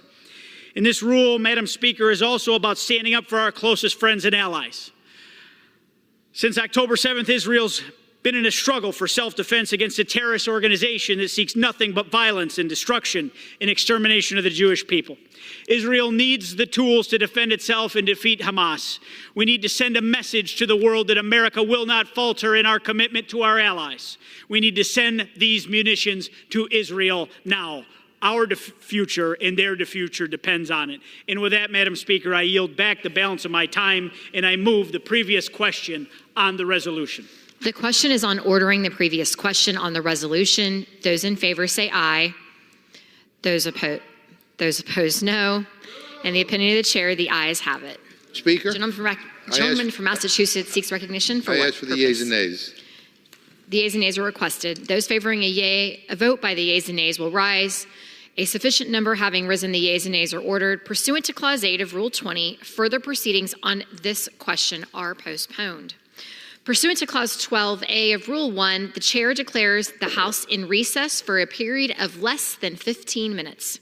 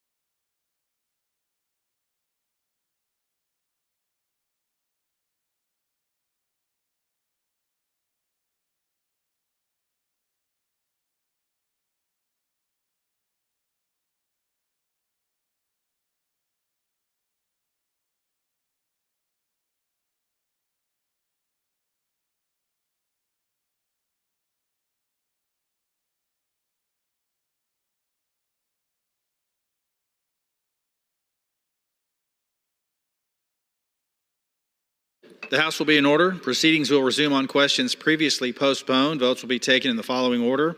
Ordering the previous question on House Resolution 1227, adoption of the House Resolution 1227 if ordered, and the motion to suspend the rules and concur in the Senate amendment to H.R. 3935. The first electronic vote will be conducted as a 15-minute vote. Pursuant to Clause 9 of Rule 20, remaining electronic votes will be conducted as 5-minute votes. Pursuant to Clause 8 of Rule 20, the unfinished business is the vote on ordering the previous question on House Resolution 1227, on which the yeas and nays are ordered. The clerk will report the title of the resolution. House Calendar number 76, House Resolution 1227. Resolution providing for consideration of the bill H.R. 8369 to provide for the expeditious delivery of defense articles and defense services for Israel and other matters. Providing for consideration of the bill H.R. 7530 to limit youth offender status in the District of Columbia to individuals 18 years of age or younger. To direct the Attorney General of the District of Columbia to establish and operate a publicly accessible website containing updated statistics on juvenile crime in the District of Columbia, to amend the District of Columbia Home Rule Act to prohibit the Council of the District of Columbia from enacting changes to existing criminal liability sentences and for other purposes, providing for consideration of the bill H.R. 7343 to amend the Immigration and Nationality Act to provide for the detention of certain aliens who commit assault against law enforcement officers, providing for consideration of the bill H.R. 8146 to require a report by the Attorney General on the impact of the border crisis is having on law enforcement at the federal, state, local, and tribal level, providing for consideration of the bill H.R. 7581 to require the Attorney General to develop reports relating to violent attacks against law enforcement officers and for other purposes, providing for consideration of the bill H.R. 354 to amend Title 18 United States Code to improve the Law Enforcement Officer Safety Act and provisions relating to the carrying of concealed weapons by law enforcement officers and for other purposes, providing for consideration of the resolution House Resolution 1213, a resolution regarding violence against law enforcement officers, and providing for consideration of the resolution House Resolution 1210, condemning the Biden border crisis and the tremendous burdens law enforcement officers face as a result. The question is on ordering the previous question on the resolution. Members will record their vote by electronic device. This is a 15-minute vote.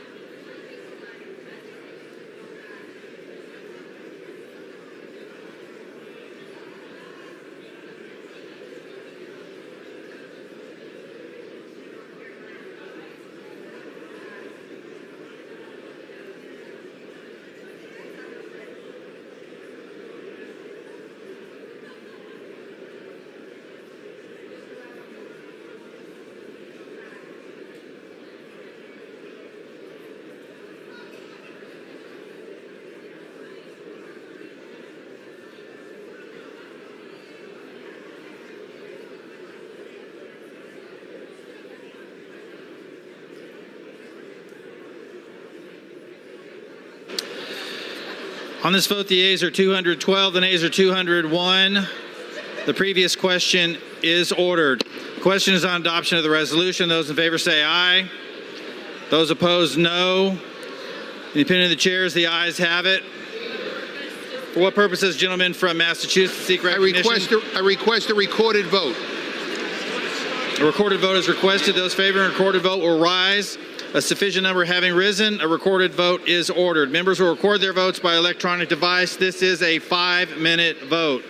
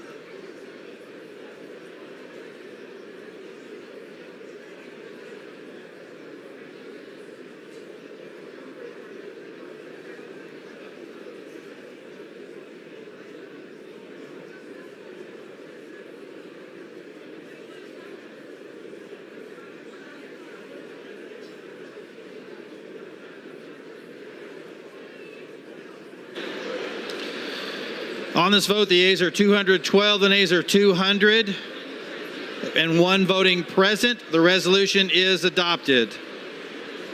Without objection, motion to reconsider is laid on the table. Pursuant to Clause 8 of Rule 20, the unfinished business is the vote on the motion of the gentleman from Missouri, Mr. Graves, to suspend the rules and concur in the Senate amendment to H.R. 3935, on which the yeas and nays are ordered. The clerk will report the title. H.R. 3935, an act to amend Title 49 United States Code to reauthorize and approve the Federal Aviation Administration and other civil aviation programs and for other purposes. Senate amendment. The question is, will the House suspend the rules and concur in the Senate amendment? Members will record their votes by electronic device. This is a 5-minute vote.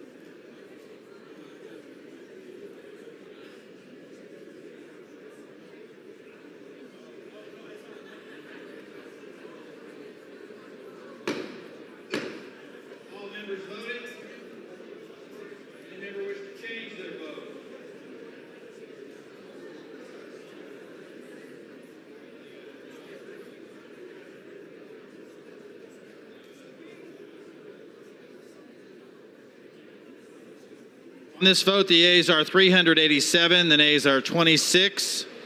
Two-thirds being in the affirmative, the rules are suspended. The Senate amendment is agreed to, and without objection, the motion to reconsider is laid on the table.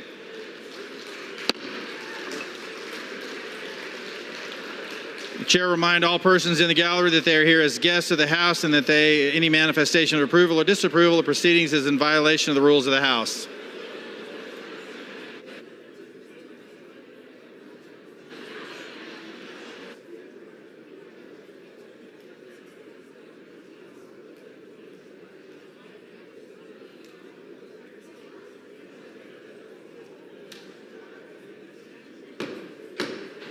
House will be in order.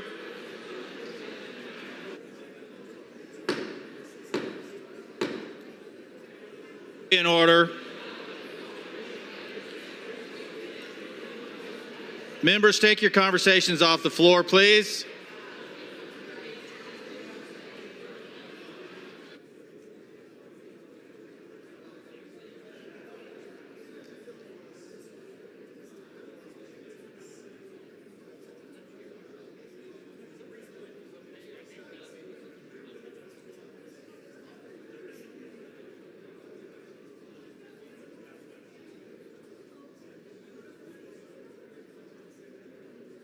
For what purpose does the gentleman from New Jersey seek recognition? Gentleman suspend. House will be in order. Mr. Speaker, I ask unanimous consent that all members have 5 legislative days into which they can revise and extend their remarks and to insert extraneous materials on H.R. 7343. Without objection. Pursuant to House Resolution 1227 and Rule 18, the Chair declares the House in the Committee of the Whole House on the State of the Union for consideration of H.R. 7343. The Chair appoints the gentleman from Idaho, Mr. Fulcher, to preside over the Committee of the Whole.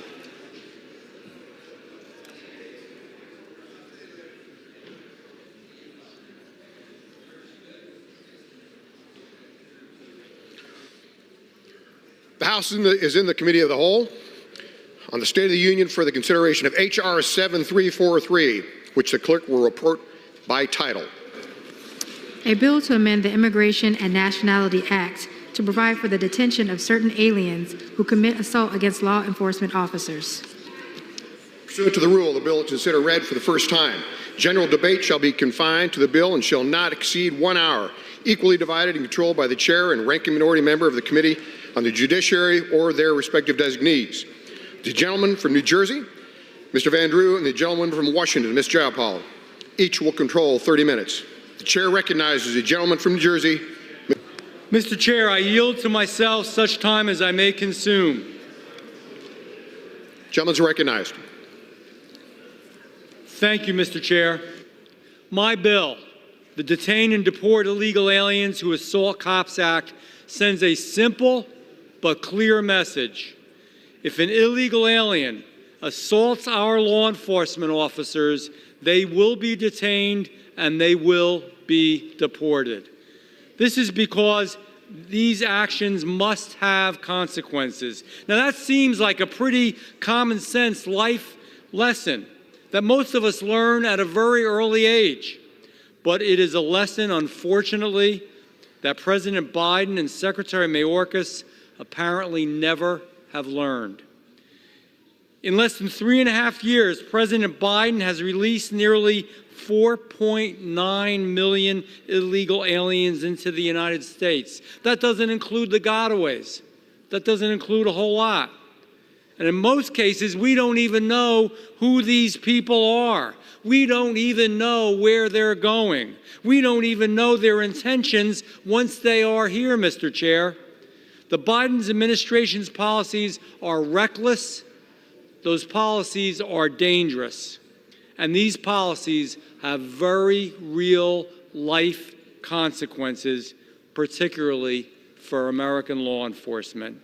Here's just a couple of examples. In March 2023, an illegal alien violently assaulted a U.S. Border Patrol agent as the agent attempted to take the alien into custody, injuring the agent's face and his arms. In November 2022, the FBI arrested 2 illegal aliens for pushing, dragging, and punching a U.S. Border Patrol agent.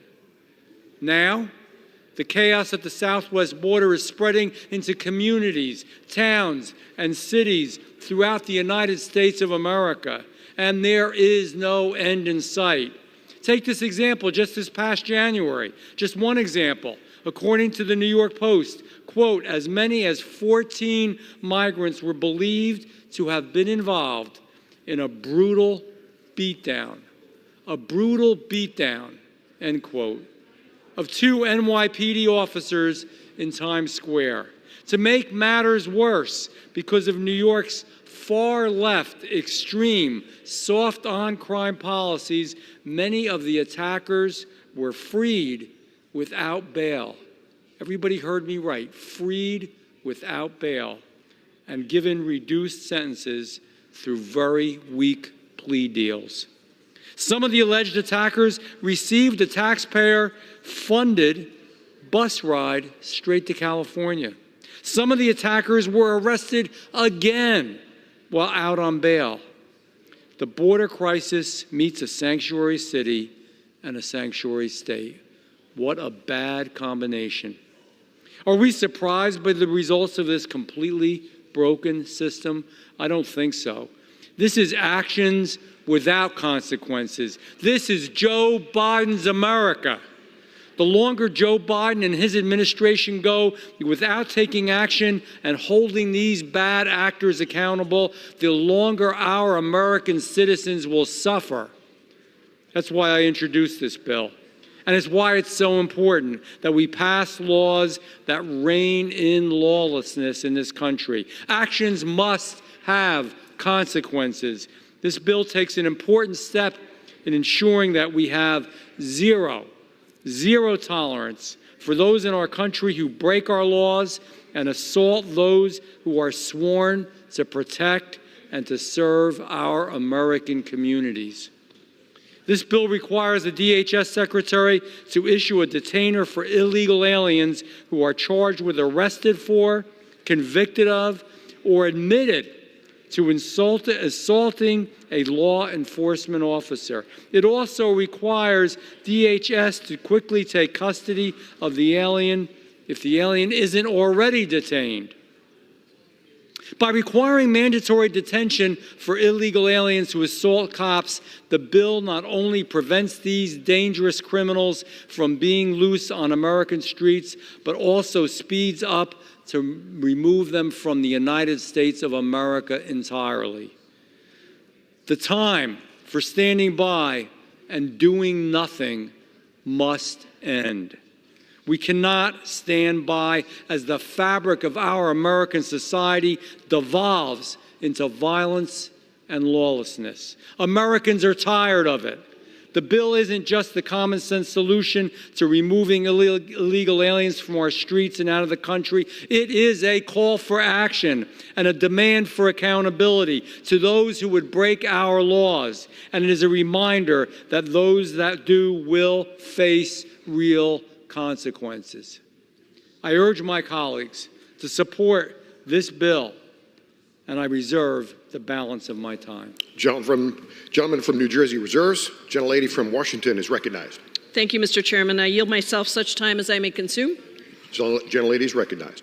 Mr. Chairman, I rise in opposition to this overly broad and unnecessary legislation. Supposedly, this bill would subject any undocumented immigrant to mandatory immigration detention if they commit an assault on a law enforcement officer.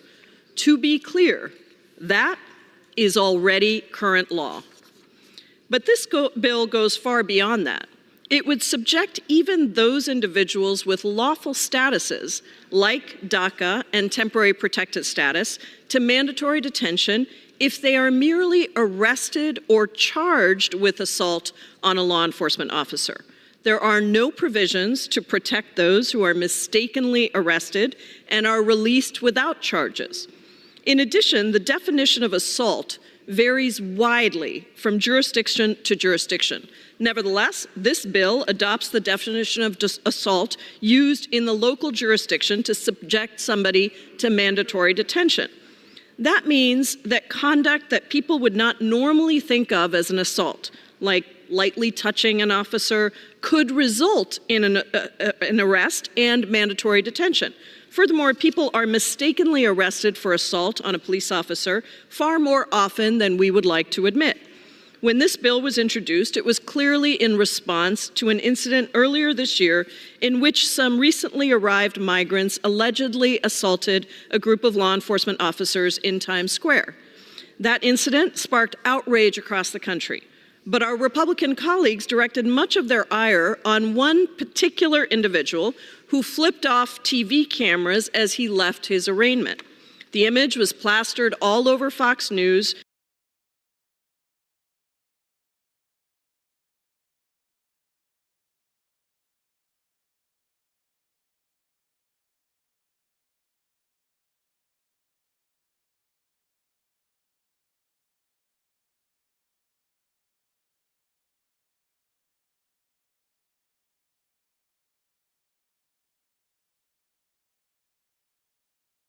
Also see this in protests where one person gets unruly and the police arrest everyone in the crowd.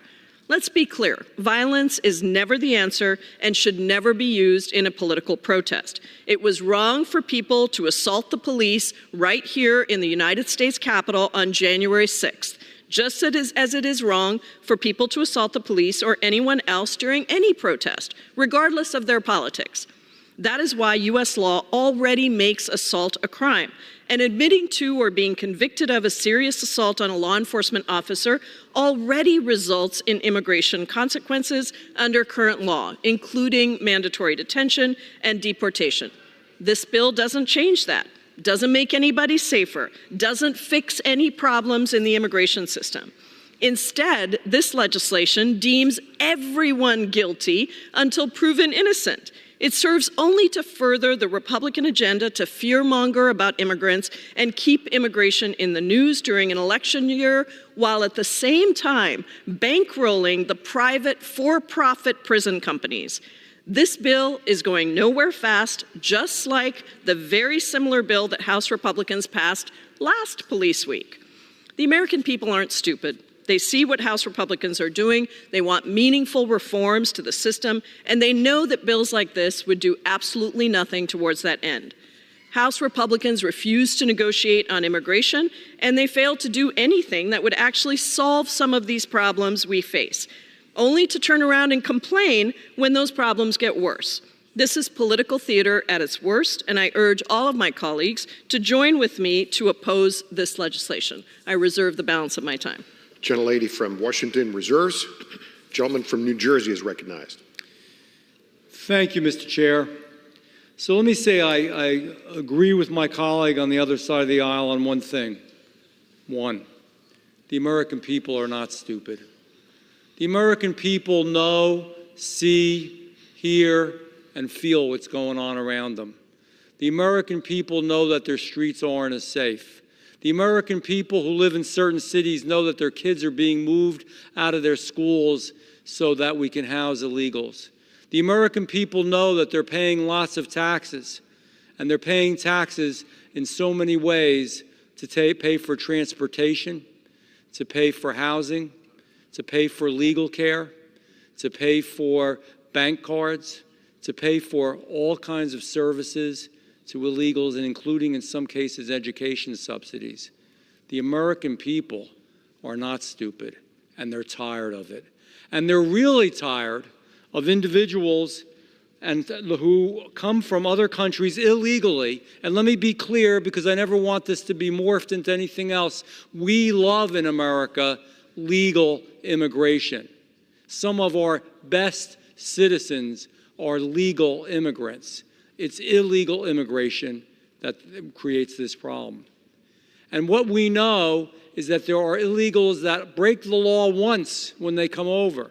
Then they break the law again by committing an illegal act by assaulting someone and in some cases a police officer. We have cases here just recently, published May 14th. Migrants charged in attack on NYPD cops in Times Square offered a plea deal, but they can still stay in the country. So they broke the law when they came here.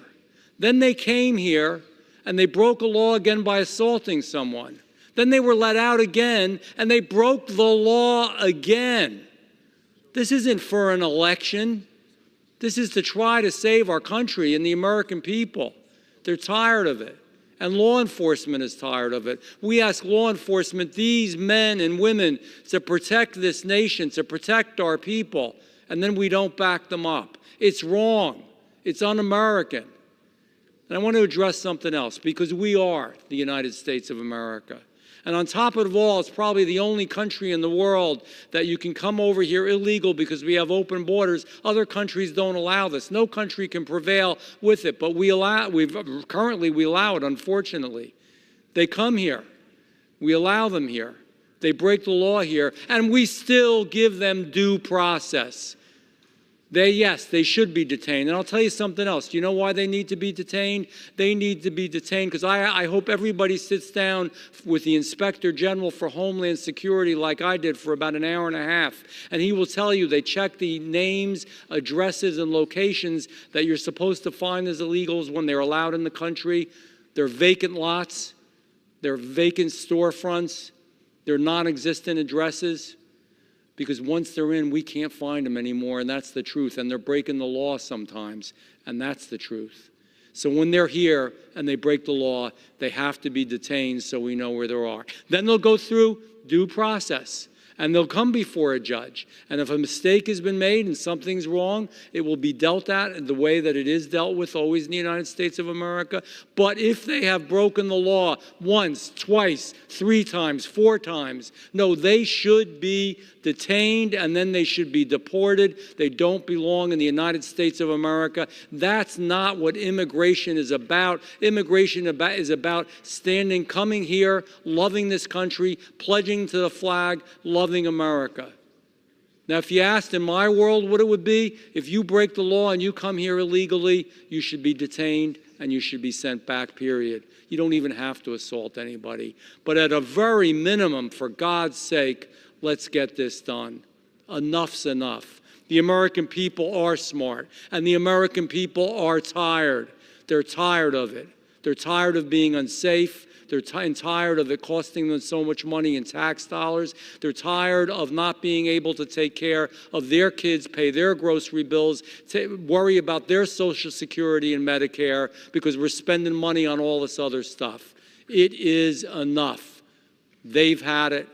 I've had it. I believe the majority of this Congress has had it. With that, I reserve. Gentleman from New Jersey reserves. Gentlelady from Washington is recognized. Gentlelady from Washington reserves.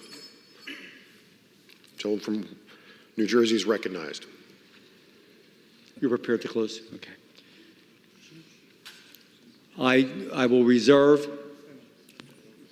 I'm prepared Gentlelady to close. from Washington is recognized. Thank you, Mr. Chairman. I'm prepared to close. Mr. Chairman, assaulting a law enforcement officer is a serious offense that deserves both criminal and immigration consequences. That is why serious assaults on law enforcement officers are already immigration violations that require detention and deportation. The bill before us today would do absolutely nothing to change that. This legislation instead would dramatically expand the type of conduct that would subject somebody to mandatory detention to include people who may not have even committed a crime at all. That is not a good use of our limited law enforcement resources.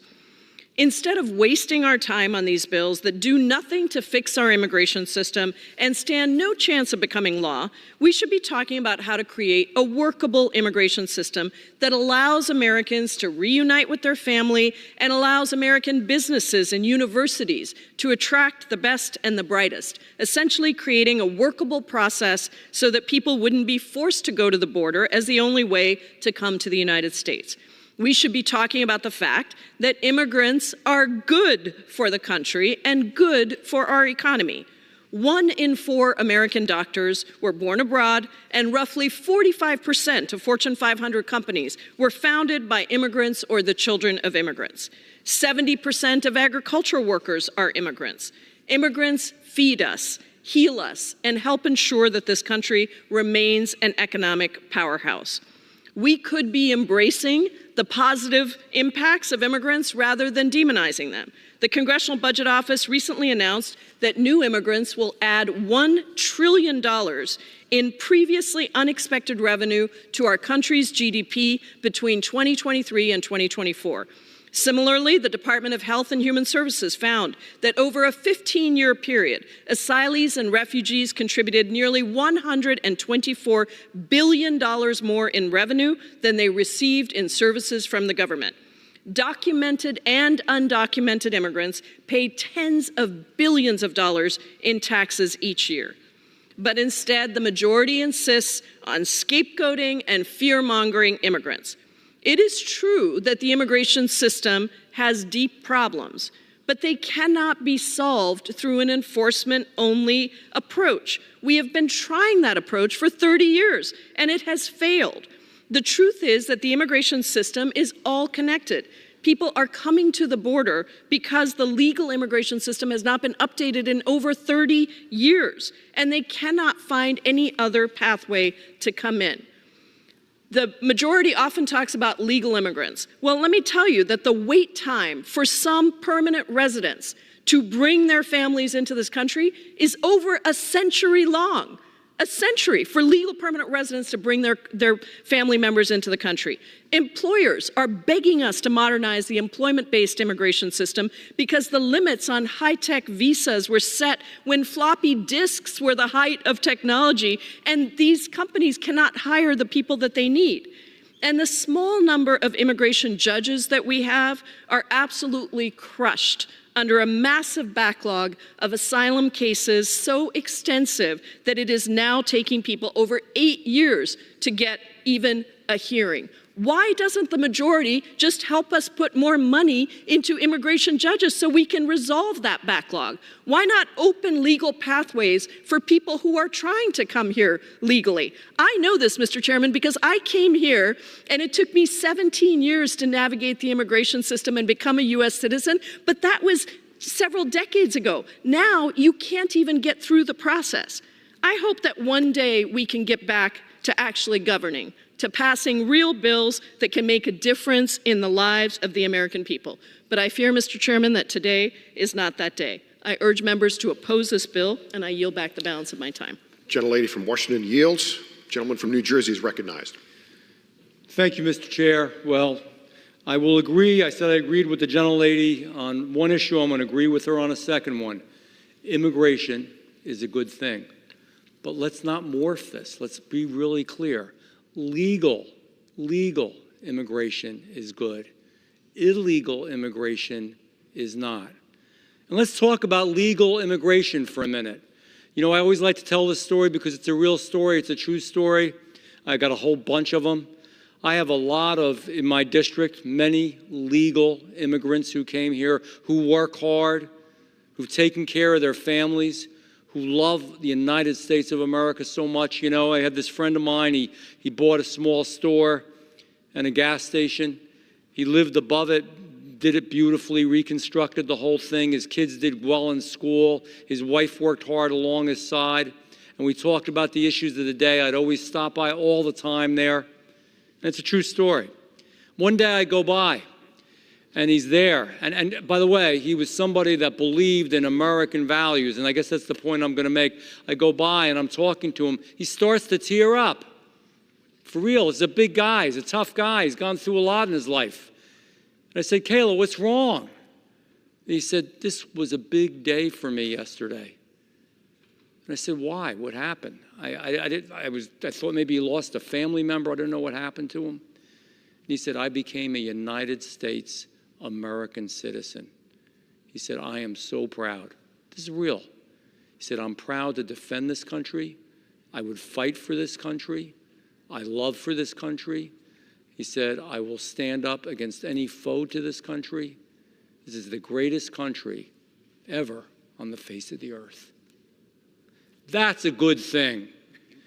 Illegal aliens who come here and flip off, to the cameras when they're walking out of court because they've been released. Illegal aliens who commit crime after crime after crime, and they keep getting released because of prosecutors that are ultra-left. Illegal aliens who get all kinds of benefits but don't want to work hard in America. And that's not all of them, but there are some. Illegal aliens who don't even love the United States of America but come here because they want to reap financial benefits. That is not a good thing. So don't let anyone ever say that because you oppose illegal aliens that you oppose immigration. That's not true. It's a sad state of affairs that we're in, that this bill is even needed. But given the abandoned southwest border and the violence of the Biden border crisis that it's unleashed on our communities and every community in this great country, the Detain and Deport Illegal Aliens Who Assault Cops Act is another necessary piece of legislation. It's important. It means something. Actions do have consequences. Mr. Chair, what you do has consequences. What I do has consequences. The actions that these individuals, these criminals, take have consequences. If you assault a law enforcement officer, then you are in this country illegally. You will be detained, and if it's true, you should be deported, period. No questions asked. I urge my colleagues to support this bill. It's common sense. It's the right thing to do. It's the American thing to do. I yield back. Gentleman from New Jersey yields back. All time for general debate has expired. Pursuant to the rule, the bill shall be considered for amendment under the 5-minute rule. The amendment in the nature of substitute recommended by the Committee on the Judiciary printed in the bill shall be considered as adopted. The bill as amended shall be considered as read. No further amendment to the bill as amended shall be in order except those printed in Part A of House Report 118-511. Each such further amendment may be offered only in the order printed in the report by the member designated in the report.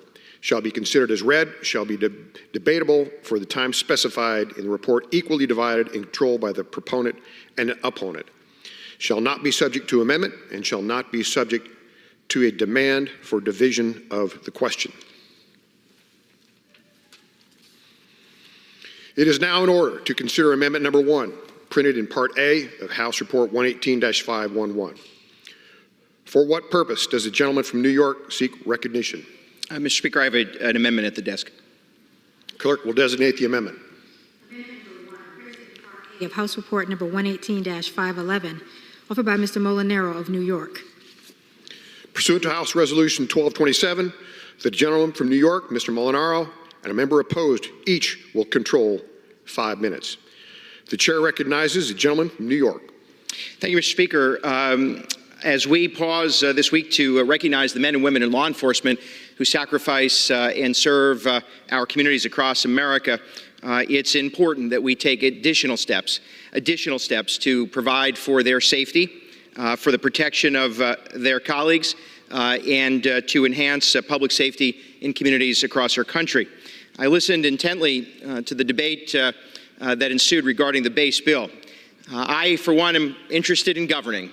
Governing is terrifically important. I might remind my colleagues across the aisle that the Congress legislates. We adopt laws that then the executive, as part of governing, must actually enforce. And what we have seen systematically over the last 4 years is this administration and this president have surrendered the southern border to drug cartels.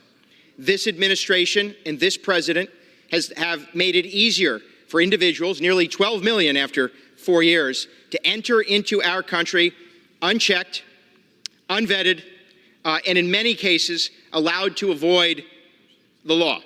Now add to that, if we are to govern in this country, we not only need the president, but we need states like New York and governors like Kathy Hochul to actually enforce the law. And yet, this administration and the administration in New York are making it consistently harder for law enforcement to do their job. New York State alone now seeing over 200,000 undocumented individuals in New York City alone. Why? Because New York State and New York City declared themselves sanctuary cities. If we are to govern in this country, and actually enforce the law. You would need states like New York and cities like New York to actually enforce the law. But in New York, they don't allow for the deportation of undocumented individuals even after they assault police officers. We saw this in New York City only weeks ago. Why? Because it's illegal in New York for law enforcement to interact with federal law enforcement, ICE. Consistently, the state of New York has been allowed to make it easier and easier for individuals not only to enter into our country illegally, but to commit crimes, cashless bail, this consistent effort to put people back on the streets without any intervention, without any enforcement of law. And because of it, we consistently see an increase in assaults against law enforcement and American citizens.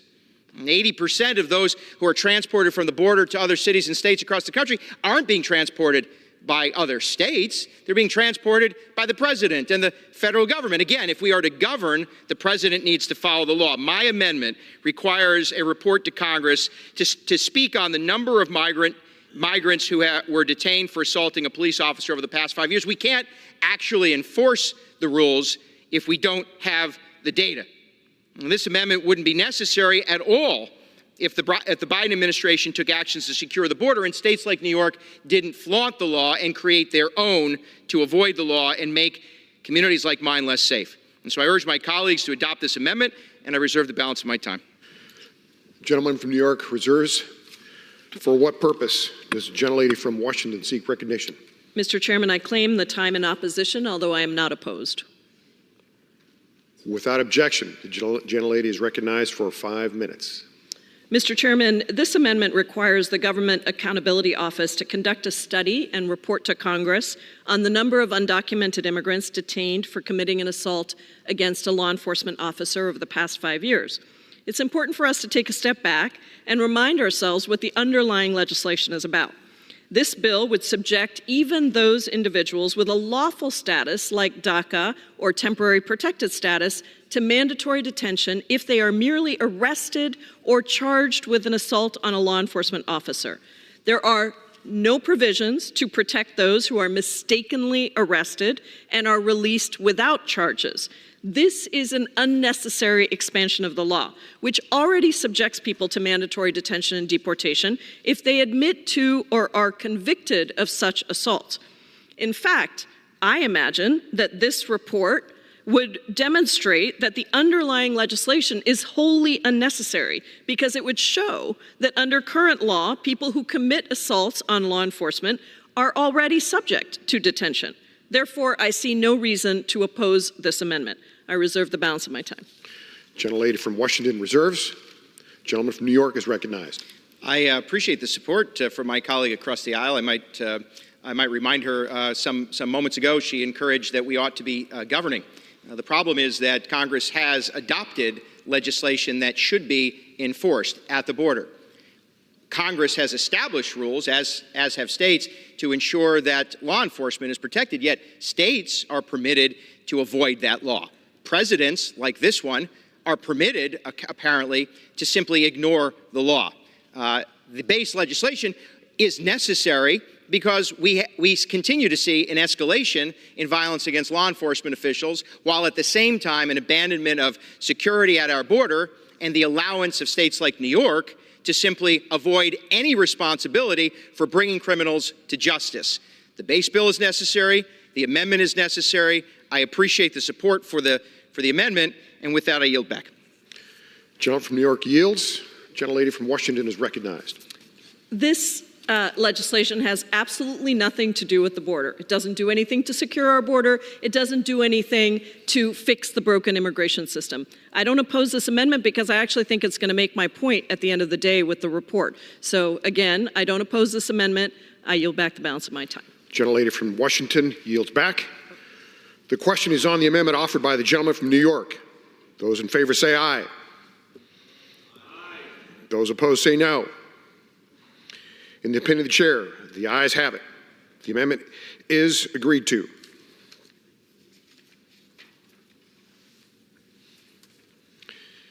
It is now in order to consider amendment number 2, printed in Part A of House Report 118-511. For what purpose does the gentleman from South Carolina seek recognition? Speaker, I have an amendment at the desk. Clerk will designate the amendment. Amendment number 2, printed in Part A of House Report number 118-511, offered by Mr. Norman of South Carolina. Pursuant to House Resolution 1227, the gentleman from South Carolina, Mr. Norman, and a member opposed, each will control 5 minutes. The chair recognizes the gentleman from South Carolina. Thank you, Mr. Speaker. I applaud Congressman Van Drew and his leadership on this issue and am proud to support his legislation to detain illegal immigrants who assault law enforcement. My amendment is really straightforward, and I believe in line with the goals of the underlying bill. My amendment simply ensures that campus police officers and school resource officers are considered law enforcement officers for the purpose of the bill's provisions. In light of the increase in violent protests on college campuses, it is especially important that we show these brave campus police officers that we have their back. Under President Biden's watch, nearly 4.7 million illegals have been released and more than 1.8 million known illegal aliens, gotaways, have escaped into the United States. In South Carolina alone, we have over 175,000 illegal aliens in my home state. These include dangerous individuals who violate our laws and then assault the law enforcement officers who put their lives on the line to protect our communities. It is imperative that we fight back against the Biden administration's radical open borders policy by mandating immigration detention for illegal aliens who assault law enforcement officers. I urge my colleagues to support my amendment to explicitly ensure that our hardworking campus police officers and resource officers are afforded the same protections as other law enforcement officers under this legislation. Thank you, Mr. Speaker, and I yield back. Does the gentleman reserve? I reserve. Gentleman reserves. For what purpose does the gentlewoman from Washington wish to be recognized? Mr. Chairman, I claim time in opposition. The gentlelady is recognized for 5 minutes. Thank you, Mr. Chairman. This amendment would expand the scope of this already bad bill to include campus police and school resource officers under the term law enforcement officers. Unfortunately, this amendment makes a bad bill even worse while highlighting one of the many flaws in the bill. First, the fact that Mr. Norman felt the need to file this amendment to begin with just highlights the lack of clarity around this bill. As we've discussed, this bill will subject any inadmissible immigrant to mandatory immigration detention for merely being arrested or charged with assault on a law enforcement officer or first responder. But the bill lacks any definition for what is considered a first responder. Mr. Norman was clearly concerned with this as well and felt the need to make sure that campus police and school resources officers were included. Unfortunately, Mr. Norman's amendment does not bring any additional clarity to the definition of first responder, and it even adds another undefined term, school resource officer. Now, Mr. Norman could easily have remedied this by choosing the definition that exists in Title 34 of the U.S. Code, but for some reason he did not. States all over the country use different definitions for school resource officers. They have different duties and functions depending on the state. So this amendment raises far more questions than it begins to answer. On top of the poor drafting, this amendment expands an already bad bill and makes the bill worse. As I discussed during general debate, it is quite common during protests for law enforcement to arrest an entire group of people after one person in the crowd gets unruly. After the largely peaceful protests that we've seen on college campuses over the last month, protests made up largely of young people and teenagers, it would be a mistake to extend this definition to include campus police. I urge my colleagues to oppose this amendment, and I reserve the balance of my time. The gentlewoman reserves. The gentleman from South Carolina is recognized. Yeah, it's unbelievable that those listening to this debate going on in the chambers, I think we've all seen the college campuses, the protests that you're talking about. Many include breaking windows, knocking down doors. It's not protest. This is a destruction of property. This has no place on the college campuses. And to have the presidents and the tenured professors to be quiet on this, and to have students scared to go to class, and to cancel exams. That's not what they pay money for. That's not what the taxpayers deserve. No, this is very simple. This is, if you're a resource officer, your job is to protect the students and the facilities. And if you're in law enforcement on the campuses, hired by the individual school, you're there to protect the campus and protect the students. And, you know, I'm sick and tired of these liberals who keep saying peaceful protests. It's like the 50 cities that were burned a couple of years ago. That's not a peaceful protest. That's destruction of the property that has consequences. All we're saying is give these officers the protection that law enforcement has. And it shouldn't even have to be said for me to have to bring this amendment. It is a shame that we've reached this point in this country that we're having to define what a resource officer is. And I would ask all those who maybe question this, you go out and volunteer to be a resource officer or sign up to be a resource officer. You go out and sign up to protect the campus. And let's see how the tables will turn. Mr. Speaker, I yield back. The gentleman yields. Gentlewoman from Washington is recognized. Thank you, Mr. Chairman. Look, none of us are condoning violence on campuses. All I said is that the vast majority of protesters on campuses have been peaceful. And what happens when one person does something and the entire group is arrested is relevant for this amendment. I don't think anybody believes that that should be the case. And I'm not really sure why the gentleman felt the need to clarify exactly what the definition was in this underlying legislation, except that it wasn't clear, which is the point that I've been making all along. But the problem is that the amendment actually makes other terms unclear as well. So as I said, I oppose this amendment and I yield back the balance of my time. Gentlewoman yields. The question is on the amendment offered by the gentleman from South Carolina. Those in favor say aye. Those opposed say no. In the opinion of the chair, the ayes have it. The amendment is agreed to. The chair understands that amendment number 3 will not be offered. It is now in order to consider amendment number 4, printed in Part A of House Report 118-511. For what purpose does the gentleman from New York seek recognition? Good afternoon, Mr. Chairman. I have an amendment at the desk. The clerk will designate the amendment. Amendment number 4, printed in Part A of House Report number 118-511, offered by Mr. LaLota of New York. Pursuant to House Resolution 1227, the gentleman from New York, Mr. LaLota, and a member opposed, each will control 5 minutes. The chair recognizes the gentleman from New York. Thank you, Mr. Chairman. President Biden's open border policies, notably the mass parole of unvetted migrants, have essentially turned every state into a border state and have made every community less safe. In good faith, my good friend from New Jersey, Congressman Van Drew, has proposed an effective bill that mandates the swift identification, detention, and deportation of illegal immigrants who commit violent acts against law enforcement. This legislation serves as a necessary corrective to the current administration's perilously lax border security. Mr. Chairman, I'm proposing an amendment to Congressman Van Drew's bill that would further strengthen our national security framework.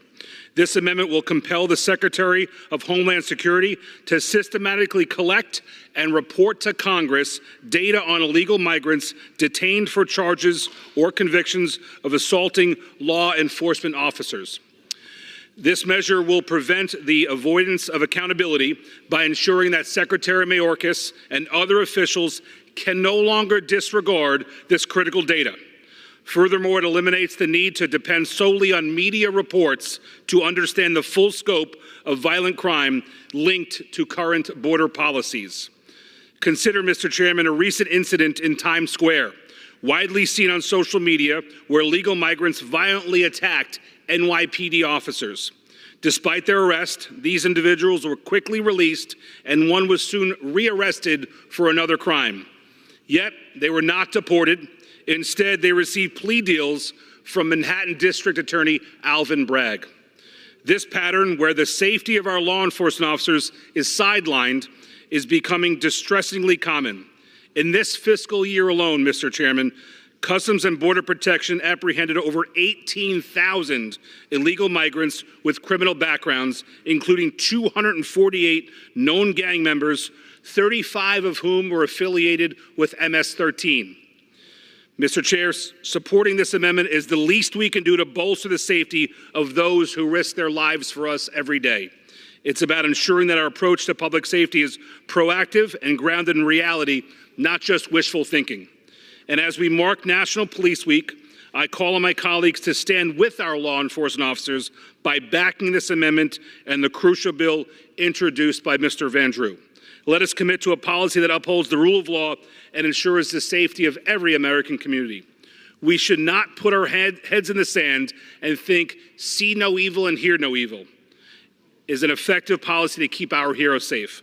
During National Police Week especially, I urge all of my colleagues to support law enforcement by supporting my amendment to Congressman Van Drew's vital underlying bill. Mr. Chairman, I reserve the balance of my time. Gentleman reserves. For what purpose does the gentlewoman from Washington seek to recognition? Mr. Chairman, I claim time in opposition, although I am not opposed. Without objection, the gentlewoman is recognized for 5 minutes. Thank you, Mr. Chairman. This amendment requires that the Department of Homeland Security provide an annual report to the Judiciary Committee of the House and the Senate containing the number of immigrants the department detained as a result of this bill in that year. Under this bill, that report would include people being detained even if a person is merely arrested and never charged or after the charges against them were dropped. It's important to remember that this bill does not include any waivers or provisions to exempt people who were mistakenly arrested or found not guilty. I really hope that this report, if requested, would contain a breakdown of the number of people detained by category so that we could see how many innocent people were subject to mandatory detention under this bill. Right now, the amendment doesn't get into that level of detail, but I hope my colleagues across the aisle would work with me to make sure that we get all of the data that is provided, including that breakdown. Nevertheless, while this amendment does nothing to improve the underlying legislation, it doesn't do anything to make it worse, and so I therefore see no reason to oppose it. I reserve the balance of my time. Reserves. Gentleman from New York is recognized. Mr. Chairman, I'd welcome another amendment that would be more specific to Congress's endeavor to ensure that we have the clarity of the size and scope of this issue. My amendment is something along that path, and if the gentle lady wants more, the gentle lady understands that she can submit her own amendment on that issue. Nevertheless, on this amendment, Mr. Chairman, I would urge all of my colleagues to support this common sense amendment, and I yield back the balance of my time. The gentleman yields. Gentlewoman from Washington is recognized.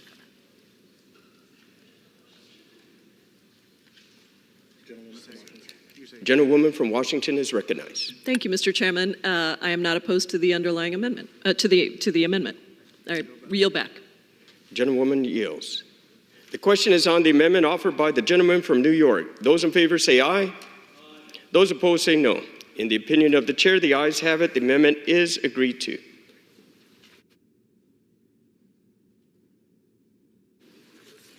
There being no further amendments under the rule, the committee rises.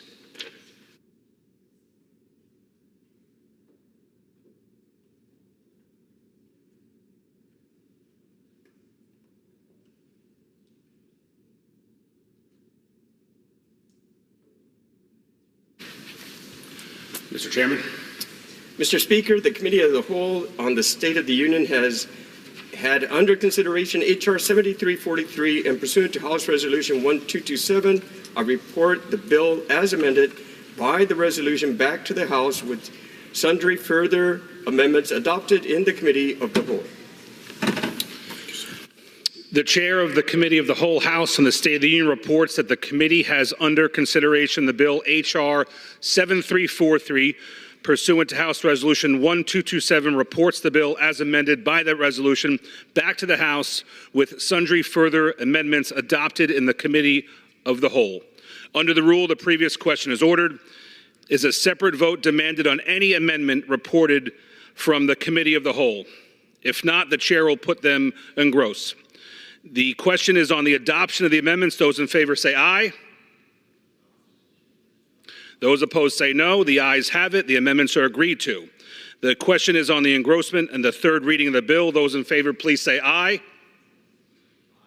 Those opposed, please say no. The ayes have it. Third reading. A bill to amend the Immigration and Nationality Act to provide for the detention of certain aliens who commit assault against law enforcement officers.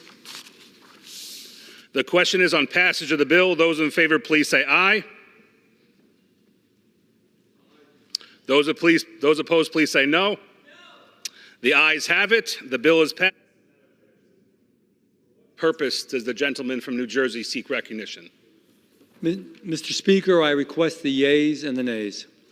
The yeas and nays are requested. Those favoring a vote by the yeas and nays will rise. A sufficient number having risen, the yeas and nays are ordered. Pursuant to Clause 8 of Rule 20, further proceedings on this question are postponed.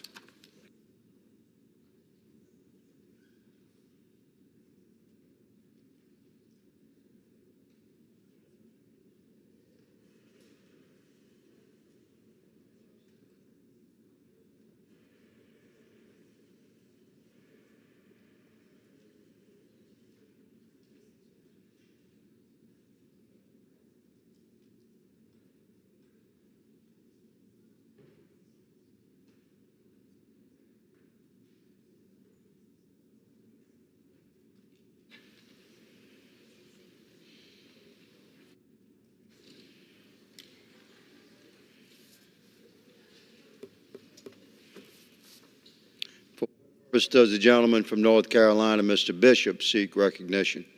Mr. Chair. Mr. Speaker, pursuant to House Resolution 1227, I call up the bill H.R. 7581 and ask for its immediate consideration in the House. The clerk will report the title of the bill. Union Calendar Number 410, H.R. 7581. A bill to require the Attorney General to develop reports relating to violent attacks against law enforcement officers and for other purposes.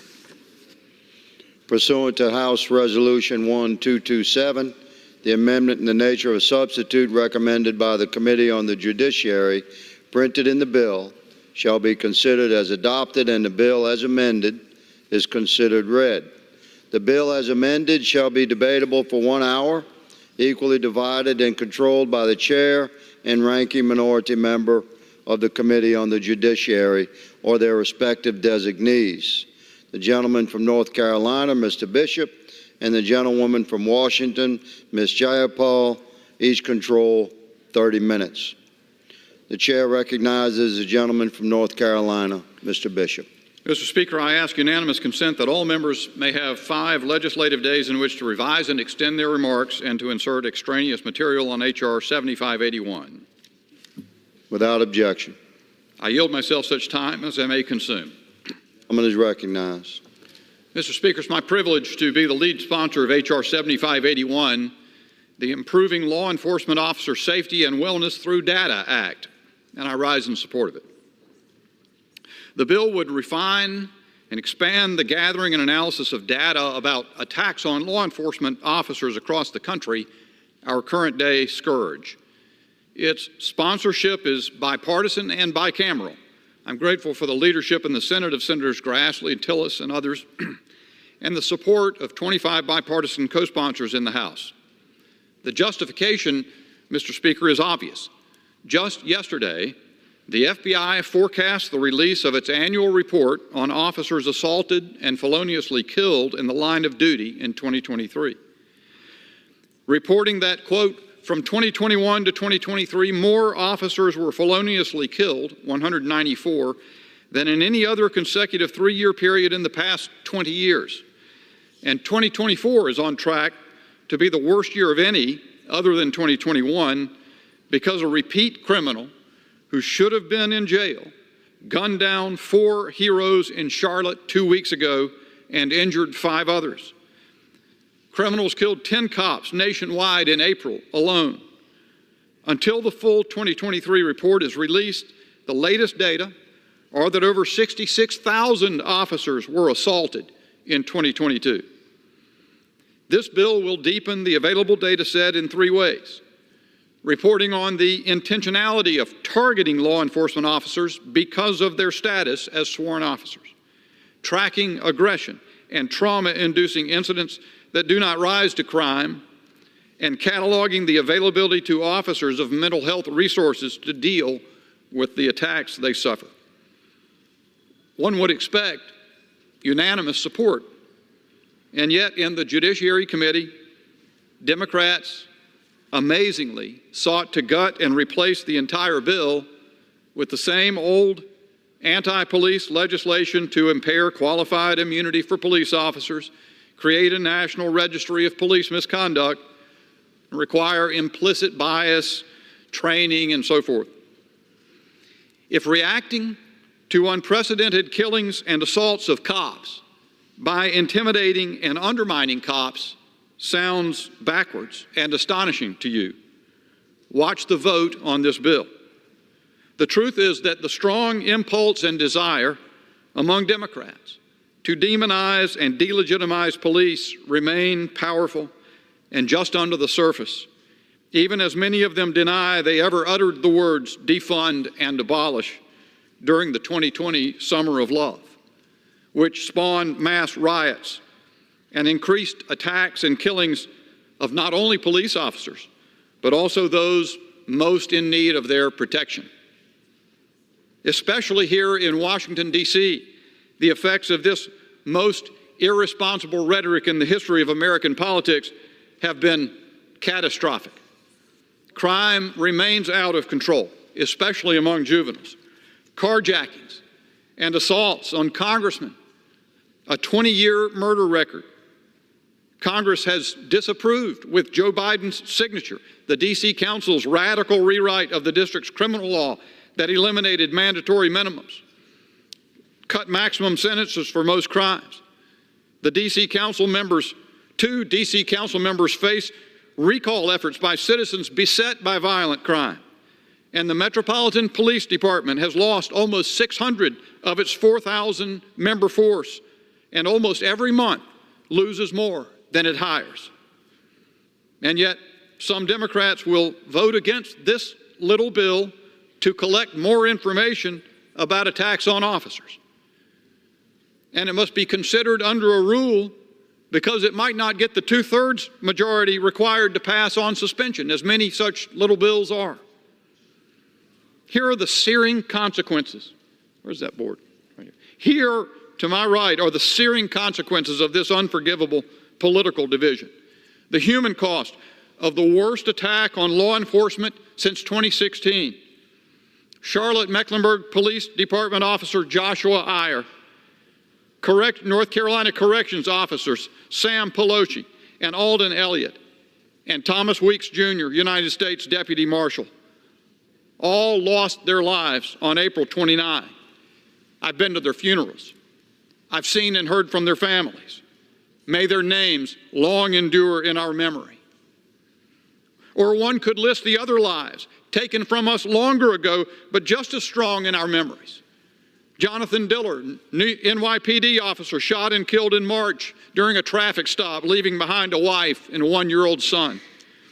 Philip Dale Nix, Greensboro police sergeant, killed at a Sheetz gas station, interdicting criminals who wanted to steal mass quantities of beer the night before New Year's Eve.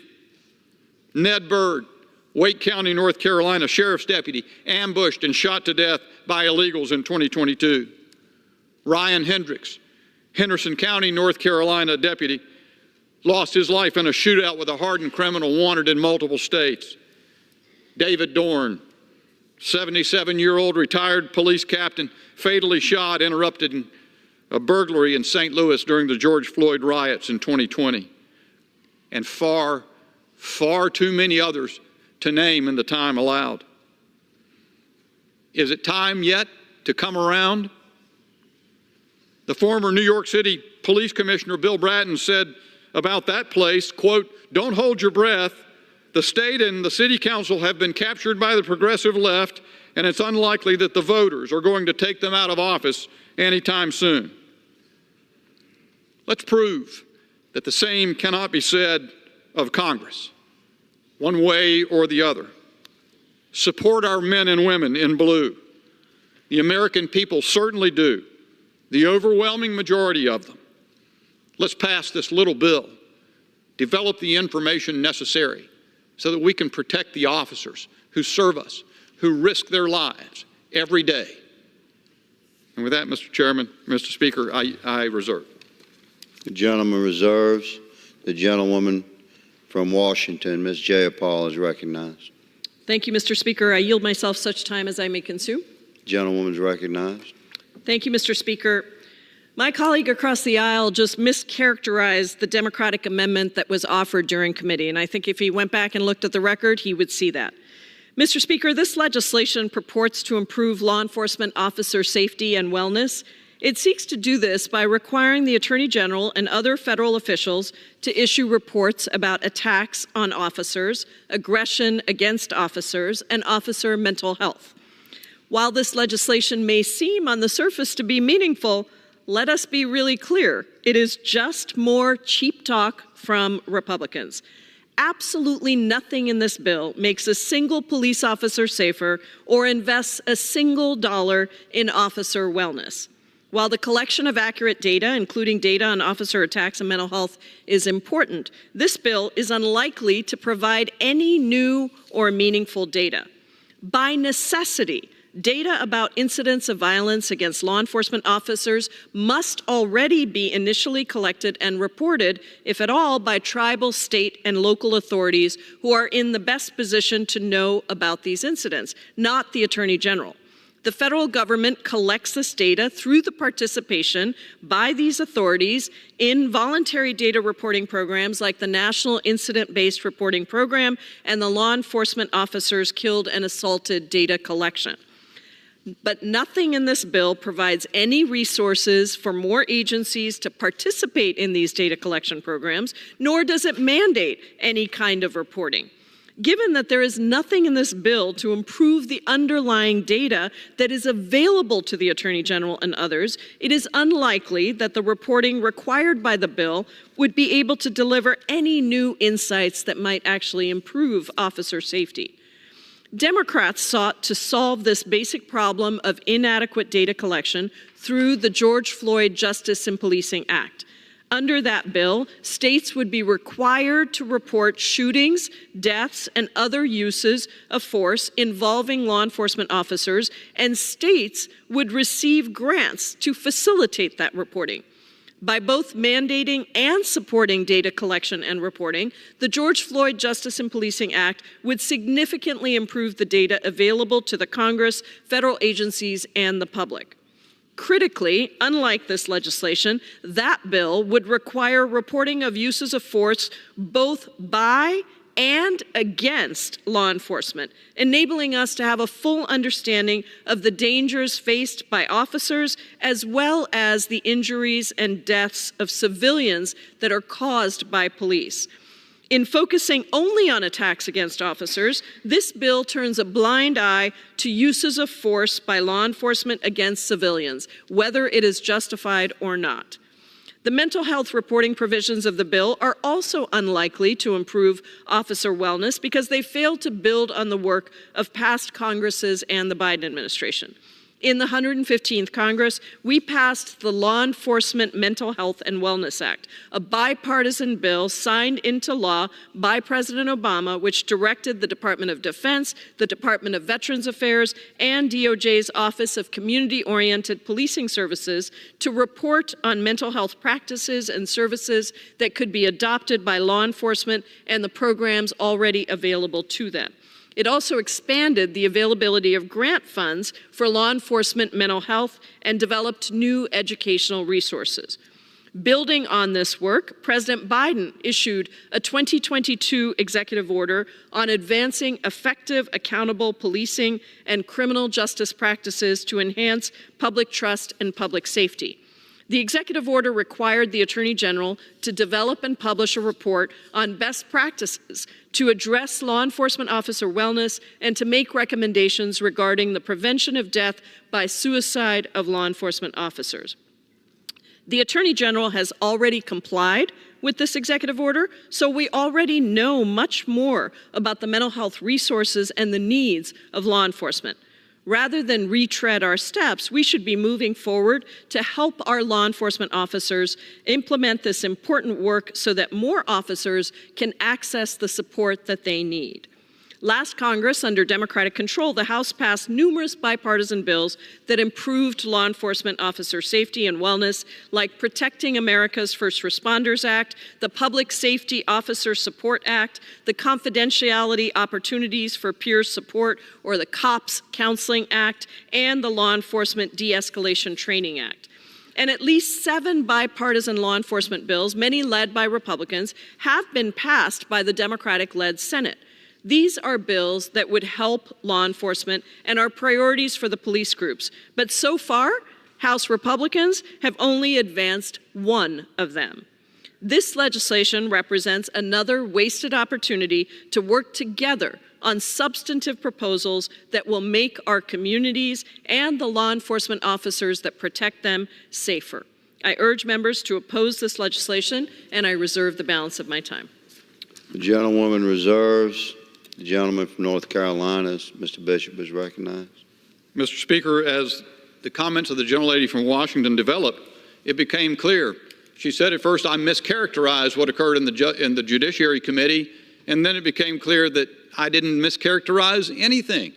What they offered to do was to take, again, this bill, which provides for additional data collection about attacks on law enforcement officers, to take the entire text of the bill, to gut it, and replace it with, yes, indeed, the George Floyd Justice and Policing Act is the name. And that is the bill that I described as having attempted to impair officer qualified immunity, to require training on implicit bias, to establish a database to impugn officers nationwide. That is the bill that was a very top priority of Democrats when they were in the majority.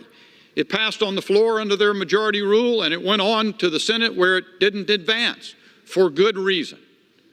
Because the last thing America needs, again, as demonstrated by the events in Washington, D.C., the last thing America needs is police officers to be brushed back from their jobs, to be intimidated from doing the very tough work of criminal law enforcement by legislation that antagonizes, demeans, delegitimizes them.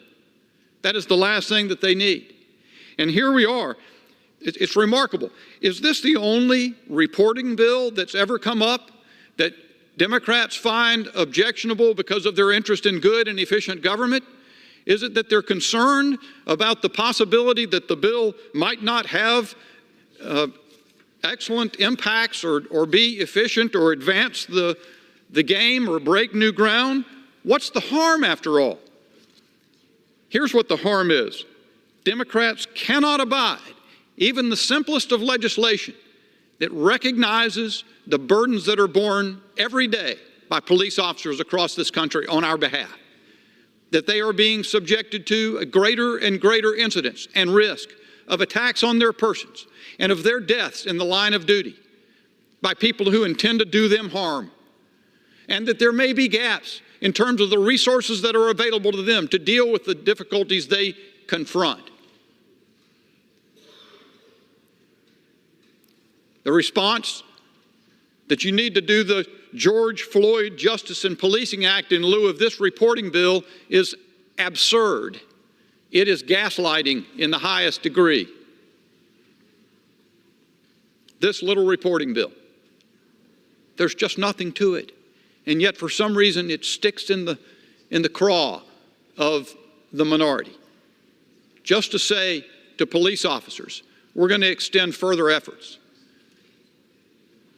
further minimal efforts, to learn the information that we need to find out, to see just how big this problem is, and whether you're being afforded the opportunity to deal with it in your personal lives as it wreaks havoc on them.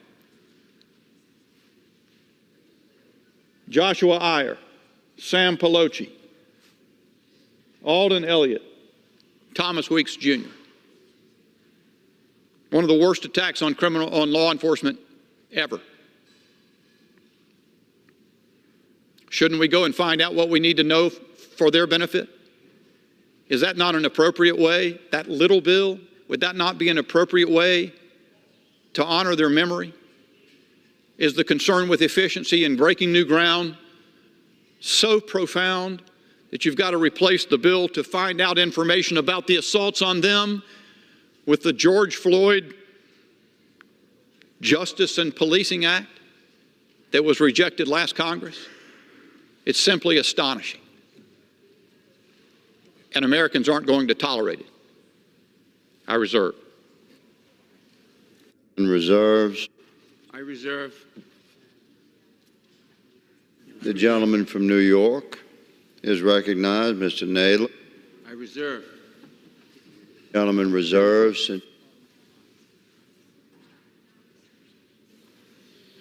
Gentleman from New York will now control the minority time.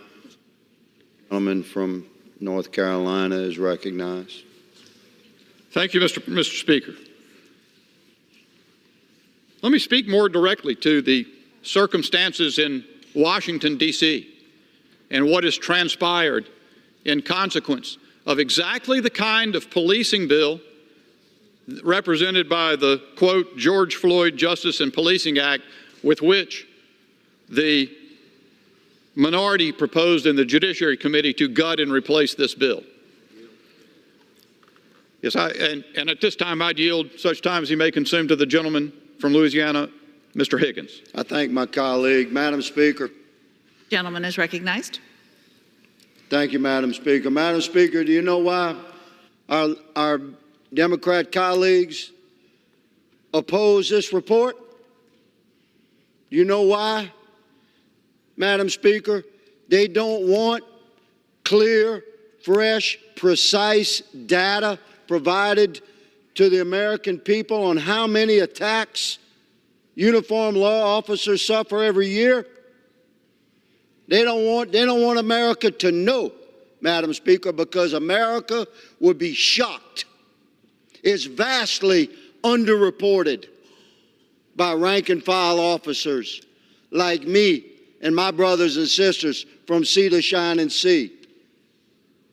Men who know what it is, not just to wear a little pin like here, we can walk around D.C. with your head high, but to wear a shield, to wear a badge, to earn that certification every year.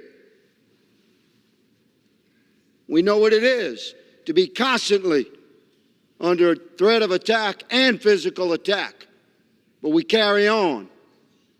We rarely report well, we don't absolutely have to because of the agenda-driven persecution that officers are currently facing in where? Republican-run cities with Republican district attorneys that actually prosecute criminals? No, Madam Speaker. In liberal cities, look at the maps. In cities run by Democrat policies and their agendas, their Democrat mayors and their Democrat DAs, those are the cities that are eaten alive by crime in America. This is why you cannot fill the ranks of law enforcement officers across the country. When I was a cop, we had about 800,000 uniformed officers. We were on our way to 1 million.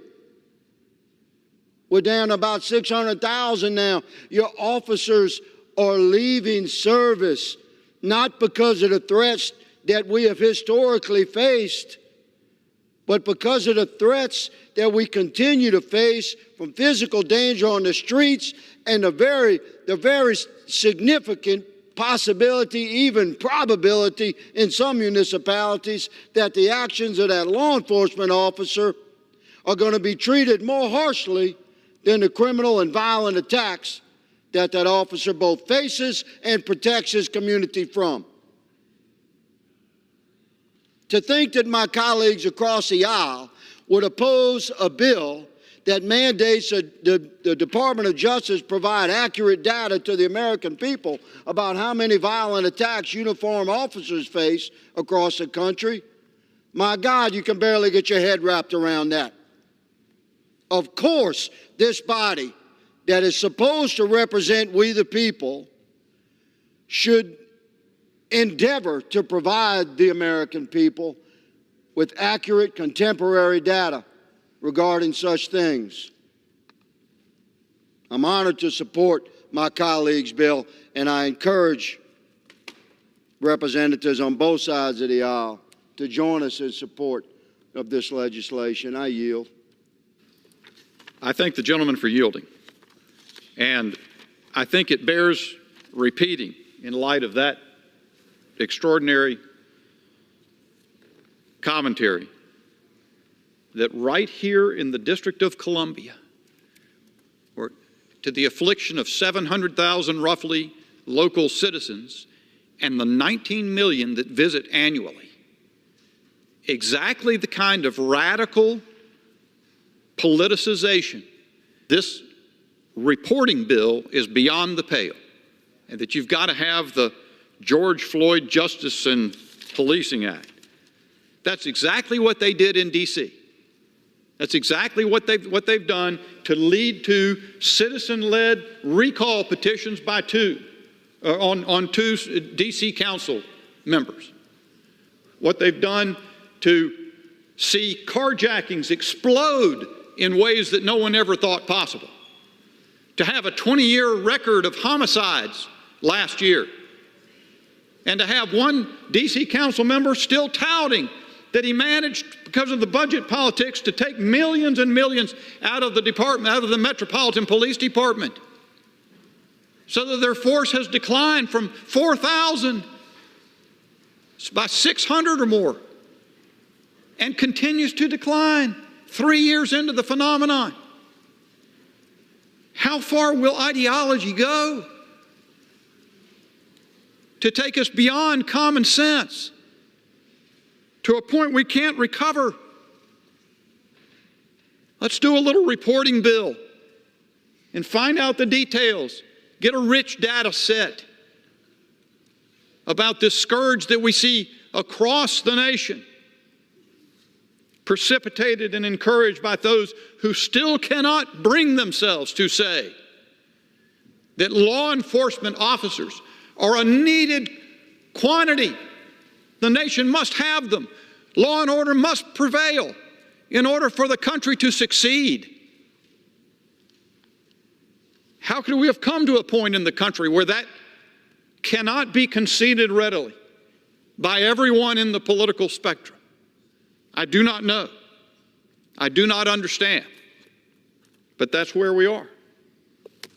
I reserve. Gentleman from New York reserves. Prepared to close. I'm prepared to close.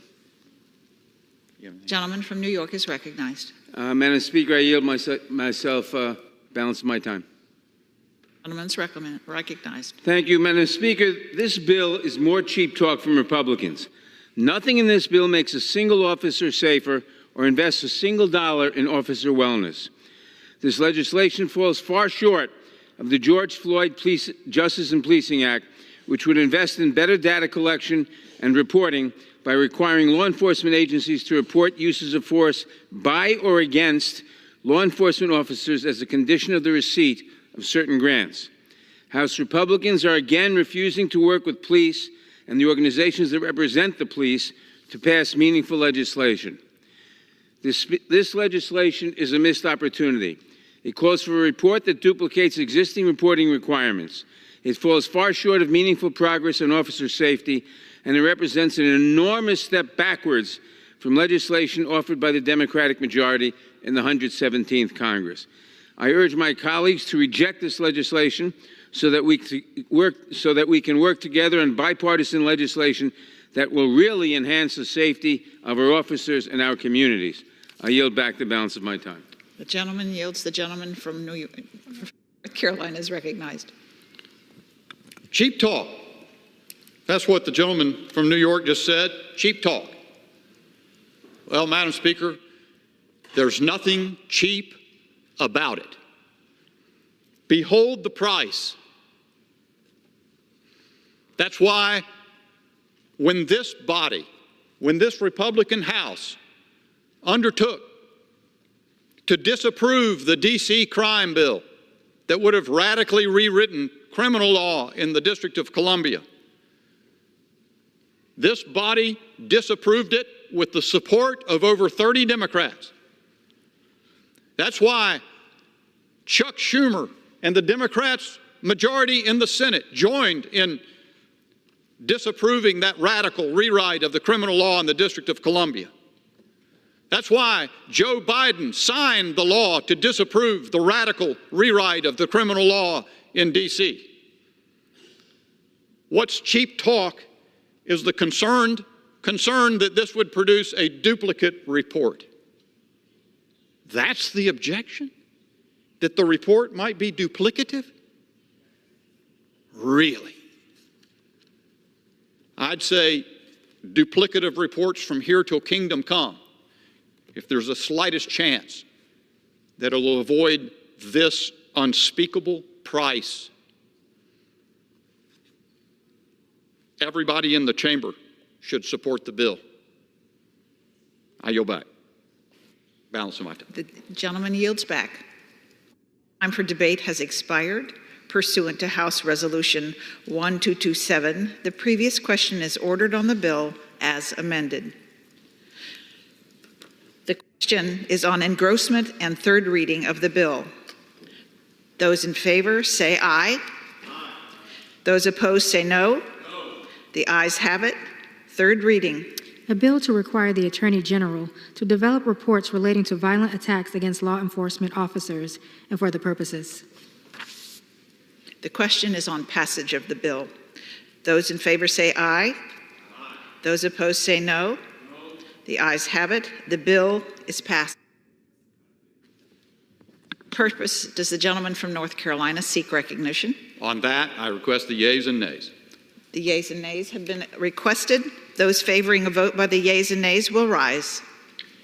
A sufficient number having risen, the yeas and nays are ordered. Pursuant to Clause 8 of Rule 20, further proceedings of this question are postponed.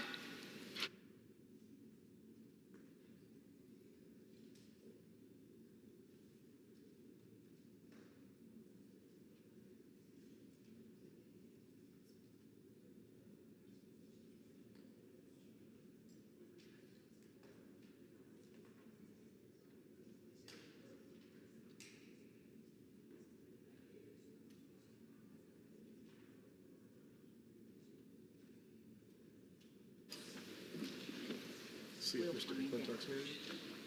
Yeah, can you?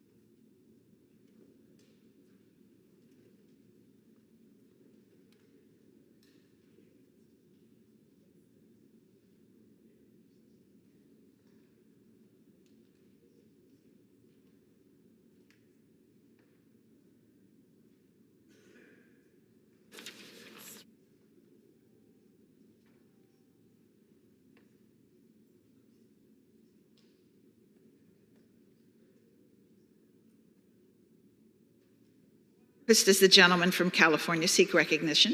Madam Speaker, pursuant to House Resolution 1227, I call up House Resolution 1210 and ask for its immediate consideration in the House. The clerk will report the title of the resolution. House Resolution 1210, resolution condemning the Biden border crisis and the tremendous burdens law enforcement officers face as a result. Pursuant to House Resolution 1227, the resolution is considered read.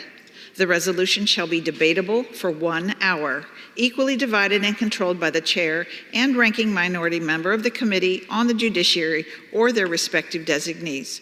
The gentleman from California, Mr. McClintock, and the gentleman from New York, Mr. Nadler, will each control 30 minutes. The chair recognizes the gentleman from California. Madam Speaker, I'd ask unanimous consent that all members may have 5 legislative days in which to revise and extend their remarks and to insert extraneous material on HRES 1210. Without objection. I yield myself such time as I may consume.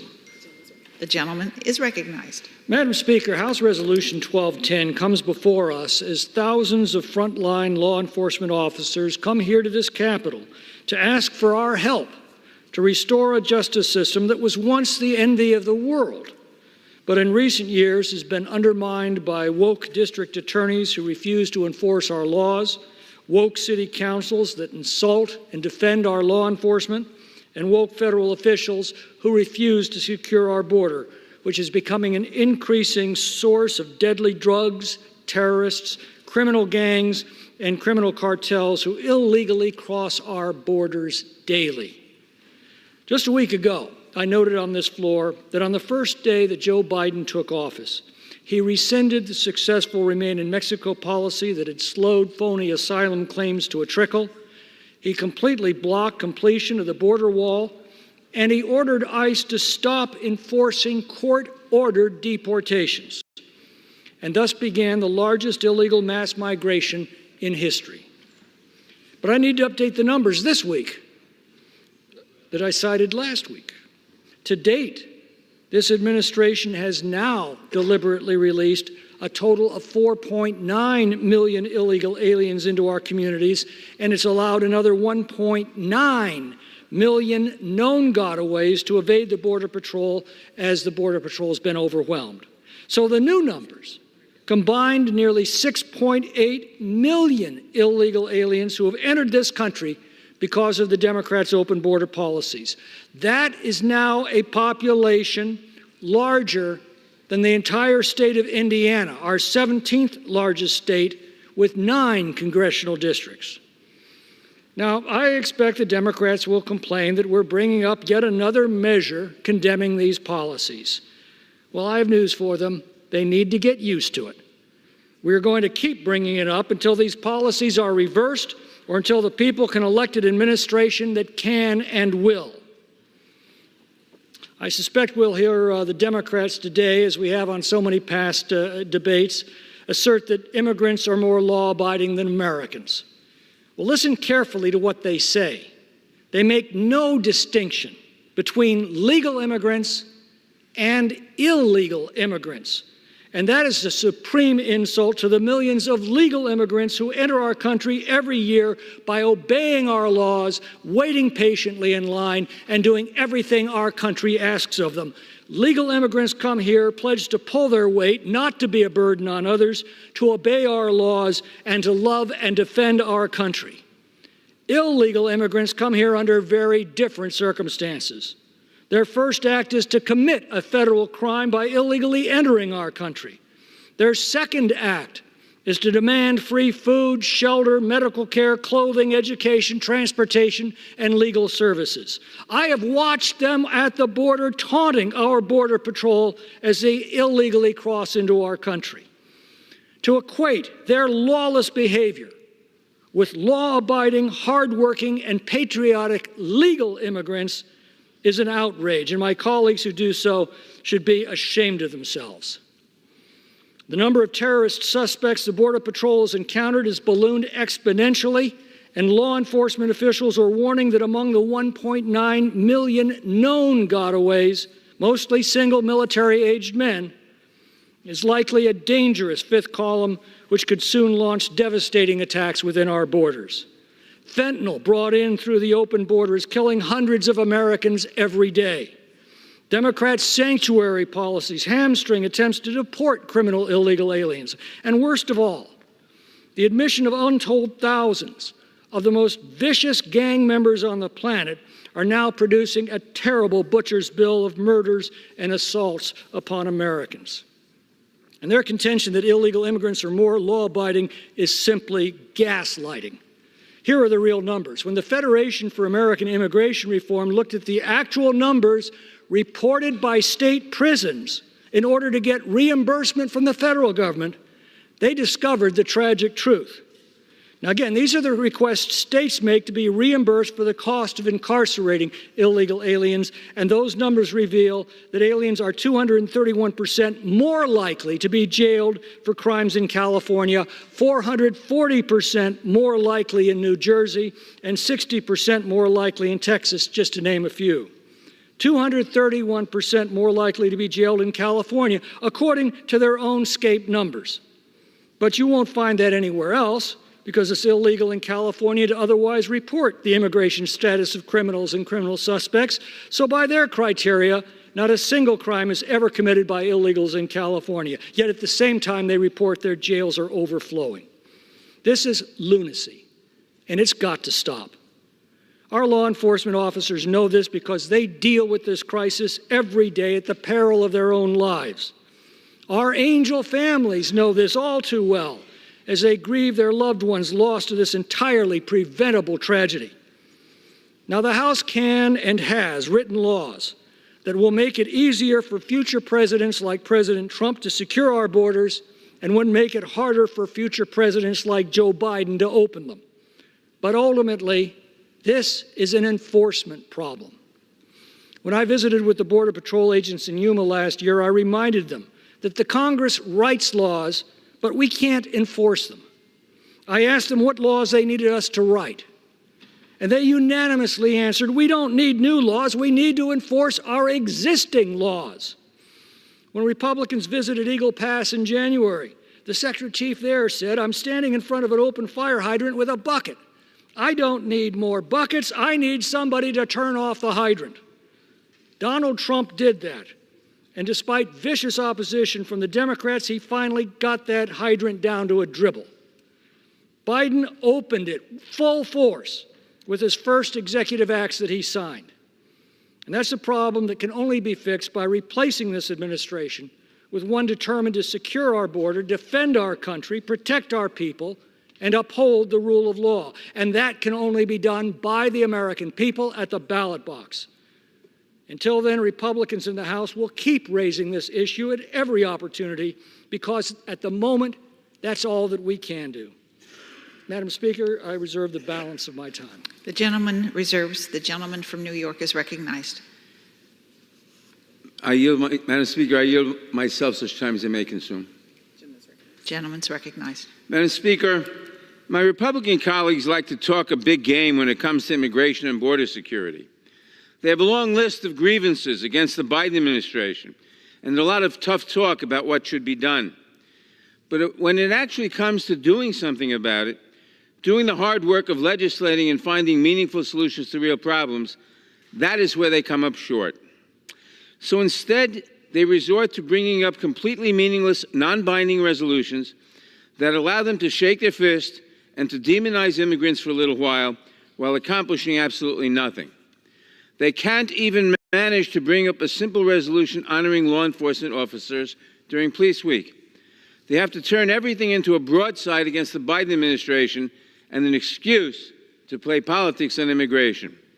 So, for the fourth time in 5 months, Republicans are bringing forth an empty resolution that will do absolutely nothing to address the situation at the border or to repair our broken immigration system. They have completely given up on developing solutions because Donald Trump told them that he wanted to preserve the issue for the upcoming election. He wanted the issue, and he did not want them to solve the problem. So they walked away from a bipartisan deal negotiated by one of the most conservative members of the Senate. Instead, all they have to offer is meaningless resolution after meaningless resolution, each one a useless rehash of the last. Like the others, this one recycles misleading statistics and constructs a false narrative while accomplishing nothing. That would be bad enough. But it also includes language that is false and downright offensive, such as, quote, Democrat elected officials prioritize illegal alien criminals over citizens and legal residents of the United States, close quote. That is an outrageous assertion that is beneath the dignity of this House. We can have honest debates about policy, but questioning our loyalty to the American people is a disgusting slander and should be an embarrassment to anyone who supports this resolution. Madam Speaker, we know that the best way to secure the border is to expand legal pathways and to adequately fund the immigration system. We have not updated our legal immigration system in 30 years. And the more broken the legal immigration system is, the more people will try to come to the border as the only means of entry. And because Republicans refuse to support President Biden's supplemental funding request, we don't have the resources we need to secure the border and to provide additional support for communities receiving migrants. We need more Border Patrol agents, more immigration judges, and more asylum officers so that asylum cases can be heard in weeks, not years. The Republicans talk about catch and release, but that's because the asylum cases take years. If we funded what the President requested for more immigration judges and more asylum officers, not to mention more Border Patrol agents, asylum cases would be heard in weeks, not years, and you wouldn't have this catch and release problem. We need more CBP officers and new detection technology to counter fentanyl. We need to modernize our ports of entry to combat the smuggling of people and drugs. Unfortunately, when it comes to providing the resources necessary to address these critical needs, Republicans have consistently voted no. But if there's a non-binding resolution full of demagoguery and fear-mongering, then they are the first in line to support it. Madam Speaker, we can do better. We must do better. I urge members to oppose this resolution, and I reserve the balance of my time. The gentleman reserves. The gentleman from California is recognized. Mr. Speaker, I'd remind my friend that the bill that he keeps boasting about would tie the hands of any future president to use existing law to secure our border, as President Trump did, until illegal crossings reach 4,000 a day. That's what they refer to when they praise the Senate bill as the strongest border bill in decades, a bill that would make it impossible to do what Donald Trump did within our existing laws. Those laws didn't change on Inauguration Day. The president changed. And the new president reversed the policies of the Trump administration and introduced this terrible crisis upon our country. And with that, I am pleased to yield as much time as he may consume to the author of this resolution, Mr. Higgins of Louisiana. The gentleman yields. The gentleman from Louisiana is recognized. Thank you, Madam Chair. Madam Chair, I rise in support of the resolution that I've authored and introduced and will be considered on the House floor. And I'm going to calmly suggest that my colleagues across the aisle reassess their position on this thing. Because, you know, they're speaking of Republican majorities walking away from what they allege is a strong immigration reform and border security bill. That bill was not. The border security bill that we passed through this House, H.R. 2, was the strongest legislative measure in the history of Congress. It had been walked away from by the Senate, the Democrat-controlled Senate. H.R. 2 was condemned by your president, President Biden. You know who also did not like universally H.R. 2, Madam Speaker? The cartels. My colleagues across the aisle may want to wonder, how do you find yourselves aligned with the cartels? Oh, well, let us review. Since day one of this executive branch, this executive administration, since January of 2021, the policies of our executive branch were flipped to be more receptive to illegal immigration, and in doing so, more aligned with the cartel's operations with trafficking human beings and drugs into our country. Anyone with two brain cells that may occasionally bump into each other would realize that if you soften your existing law enforcement on illegal immigration, when on the other side of the border, the territory is 100% controlled by criminal cartels who are trafficking two things, human beings and drugs. What do you think might happen? Of course, you're going to have a drastic increase in trafficked human beings and drugs, which is exactly where we are. So Republicans took action in the first few months that we had majority control. We went through exhaustive legislative measure to battle through the language of H.R. 2. We went through an 18-hour markup in the Homeland Security Committee, my committee. And we brought H.R. 2 to the floor, and it was passed with all Republicans supporting that bill. It went to the Senate, and there it remained, gathering dust, Madam Chair. And Madam Speaker, we had countless efforts to communicate with our colleagues in the Senate, encouraging them, take up the bill. If you disagree with H.R. 2, by all means, debate and change, amend and pass your version, send it back to the House. Well, we'd go to conference, that's the way things work. But that's not the way it happened in the Senate. The Democrat-controlled Senate killed H.R. 2, which was a legitimate and strong response to the invasion that we have faced at our southern border.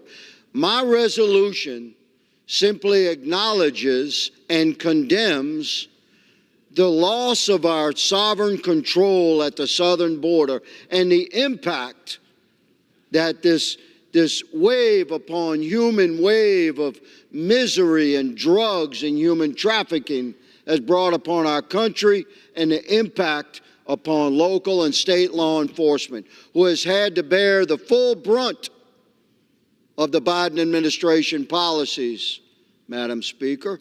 And these are policies. It can be flipped like that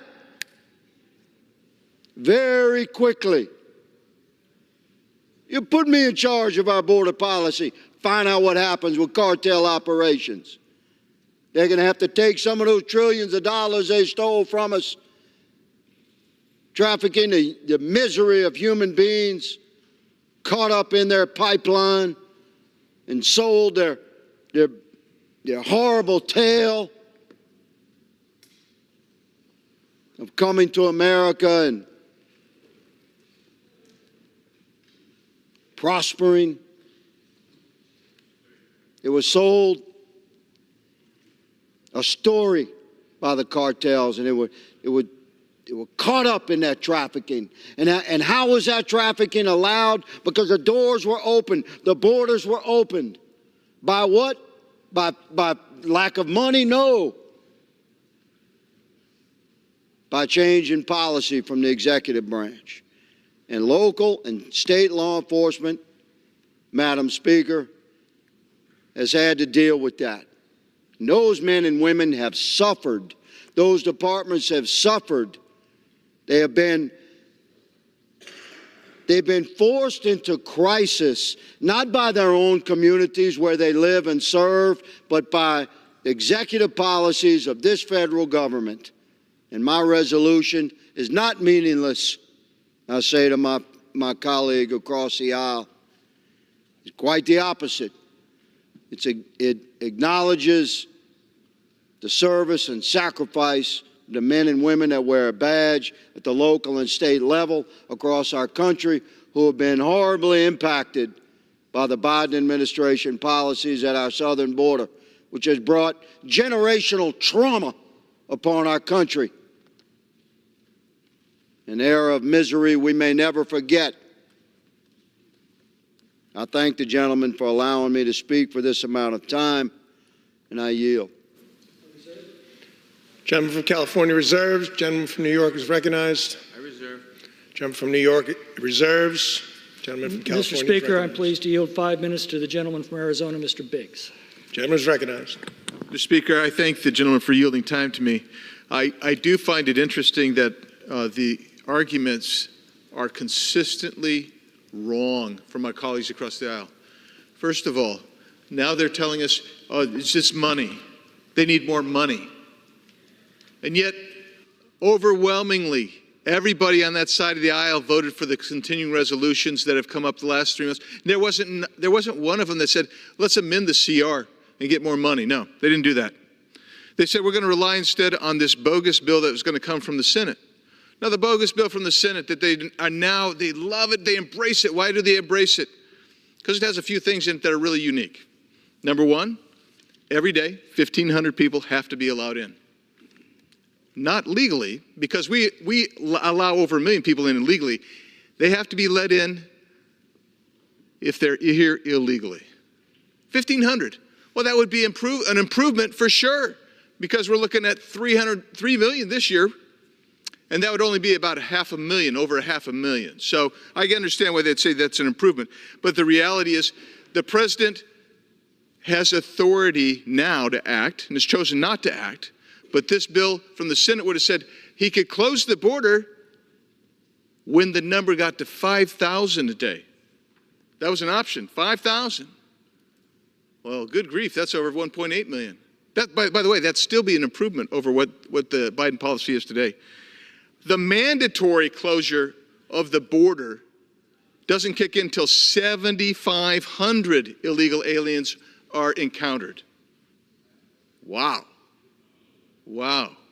That's what they say is so great. The other thing that they like about it is it granted amnesty. That's what they really liked about this. But we know right now President Biden could close that border today if he would change the policies. To what, one may say? How about back to the policies under his predecessor, Donald Trump? Let me give you an example. Yuma sector, pretty good sized sector along the border. The entire last year of Donald Trump's presidency, the encounters were a little under 8,000 for the whole year. You know what they get every day now? And this is down. They get 350 a day. There have been days that I've been in Yuma where they've had 2,500 to 3,000 a day. And last week when I was down on the border, and the week before that when I was down on the border, different places in Arizona, I can tell you that Arizona is on track from going from 2018 through 2020, 60,000 encounters a year on average. This year it will be over 700,000 encounters. The number one drug trafficking and human trafficking corridor is the Tucson sector. When I was there just 2 weeks ago, driving along the border, there were no Border Patrol agents. Why is that, you might say? Because you could go for miles. It was because every agent was processing the illegal aliens that had crossed during the night. Hundreds. And we're supposed to say, well, you know what? This is a meaningless resolution. It's not a meaningless resolution. It gets at the heart of the matter. Who is being impacted by this type of diaspora? Every country in the world is represented. I've talked to people from all over the world. And let me just tell you this. If you go down to the little town of Sierra Vista, Cochise County, not too far from the border, about 25,000 people live there. They have multiple high-speed chases every week. Why? Because the cartels control the southern border. They Snapchat, they Instagram to kids in Tucson high schools and Chandler high schools and Mesa high schools up in my district who will go down, they'll borrow their mom and dad's car, they'll go down, they'll say, come meet us at this mile marker. And you'll have 4 bodies. You'll get paid $1,000 to $2,000 a body. You take them up to I-8 and I-10, drop them off at this mile marker, or you take them to an address in Phoenix to a drop house. Whatever you do, don't stop. As young as 13, fatality drivers, high speed through a town of 25,000 people. That's the impact that our local law enforcement, our local people feel. How about the city of Yuma? 1 hospital, 10-bed ER, 10-bed maternity ward, oftentimes filled with illegal aliens, locals. They have to be air evac to San Diego or Phoenix. That's real. And so you can dance around it all you want, but this is why this is not a meaningless resolution. I support it, encourage my friends to do the same. With that, I thank the gentleman and yield back. Reserve. Gentleman from California reserves. I reserve. Gentleman from New York reserves. Mr. Speaker, I'm ready to close when the gentleman from New York is. I'm ready to close. Gentleman reserves. Gentleman from New York is recognized. Mr. Speaker, I yield myself the balance of my time. Gentleman is recognized. Mr. Speaker, we have heard about the Senate bill, that it wasn't strong enough. It was strong enough so that Senator McConnell supported it. Senator Langford, one of the most conservative senators in the Senate, supported it. And it was going to pass until President Trump said, I don't want this problem solved. I want an issue for the election. And then suddenly it was stopped. And then we were told about H.R. 2. H.R. 2 was such a terrible bill that it couldn't get more than 32 votes in a Senate with 49 Republican senators. So don't tell me about H.R. 2. Mr. Speaker, this resolution is cloaked in language ostensibly honoring law enforcement. But it is really just another excuse for Republicans to play politics with the southern border and to sound tough without actually doing anything. And I'm glad that the kind of thing they're talking about doing isn't being done. They said turn back to President Trump. President Trump separated thousands of children from their parents, little children, many of whom even today cannot be identified and returned to their parents. I don't think this country wants a return to that kind of policy. I urge members to oppose this pointless resolution, and I yield back the balance of my time. Gentleman yields back. Gentleman from California is recognized. Well, once again, I have to remind my friend that the Senate could not pass its bill. The House passed our bill, and the difference is stark. As I said, the Senate bill forbids any future president from using the powers that Donald Trump used to secure our borders until illegal crossings reach 4,000 a day. He's not required to take any action until they reach 5,000 a day, and even then he must still allow 1,500 illegal crossings every day. That's the Democrats' idea of border security, and it's a farce. This debate, I think, has encapsulated the differences between the two parties on this issue, and they're absolutely jarring. And I don't need to characterize it. The thing speaks for itself. The American people can clearly see the difference and will need to make the most important choice of their lifetimes in just a few months. I would simply ask, how do we make our streets safer? By making it all but impossible to deport criminal illegal aliens as the law requires? That's what our sanctuary cities are doing. How do we make our families safer by flooding our communities with deadly fentanyl? How do we make our children safer? By refusing to vet every person who enters our country so that we can keep the criminals out. How do we make our neighborhoods safer? By refusing to prosecute criminal illegal aliens to the fullest extent of the law. How do we make our highways safer? By creating the conditions of deadly high-speed chases and drunk driving. How do we protect our country as untold numbers of terrorists enter among the 1.9 million known gotaways who have entered under Joe Biden's nose? How do we make our communities safer as criminal gangs and criminal cartels set up shop in our cities for their lethal business of child trafficking, drug trafficking, extortion, and crime?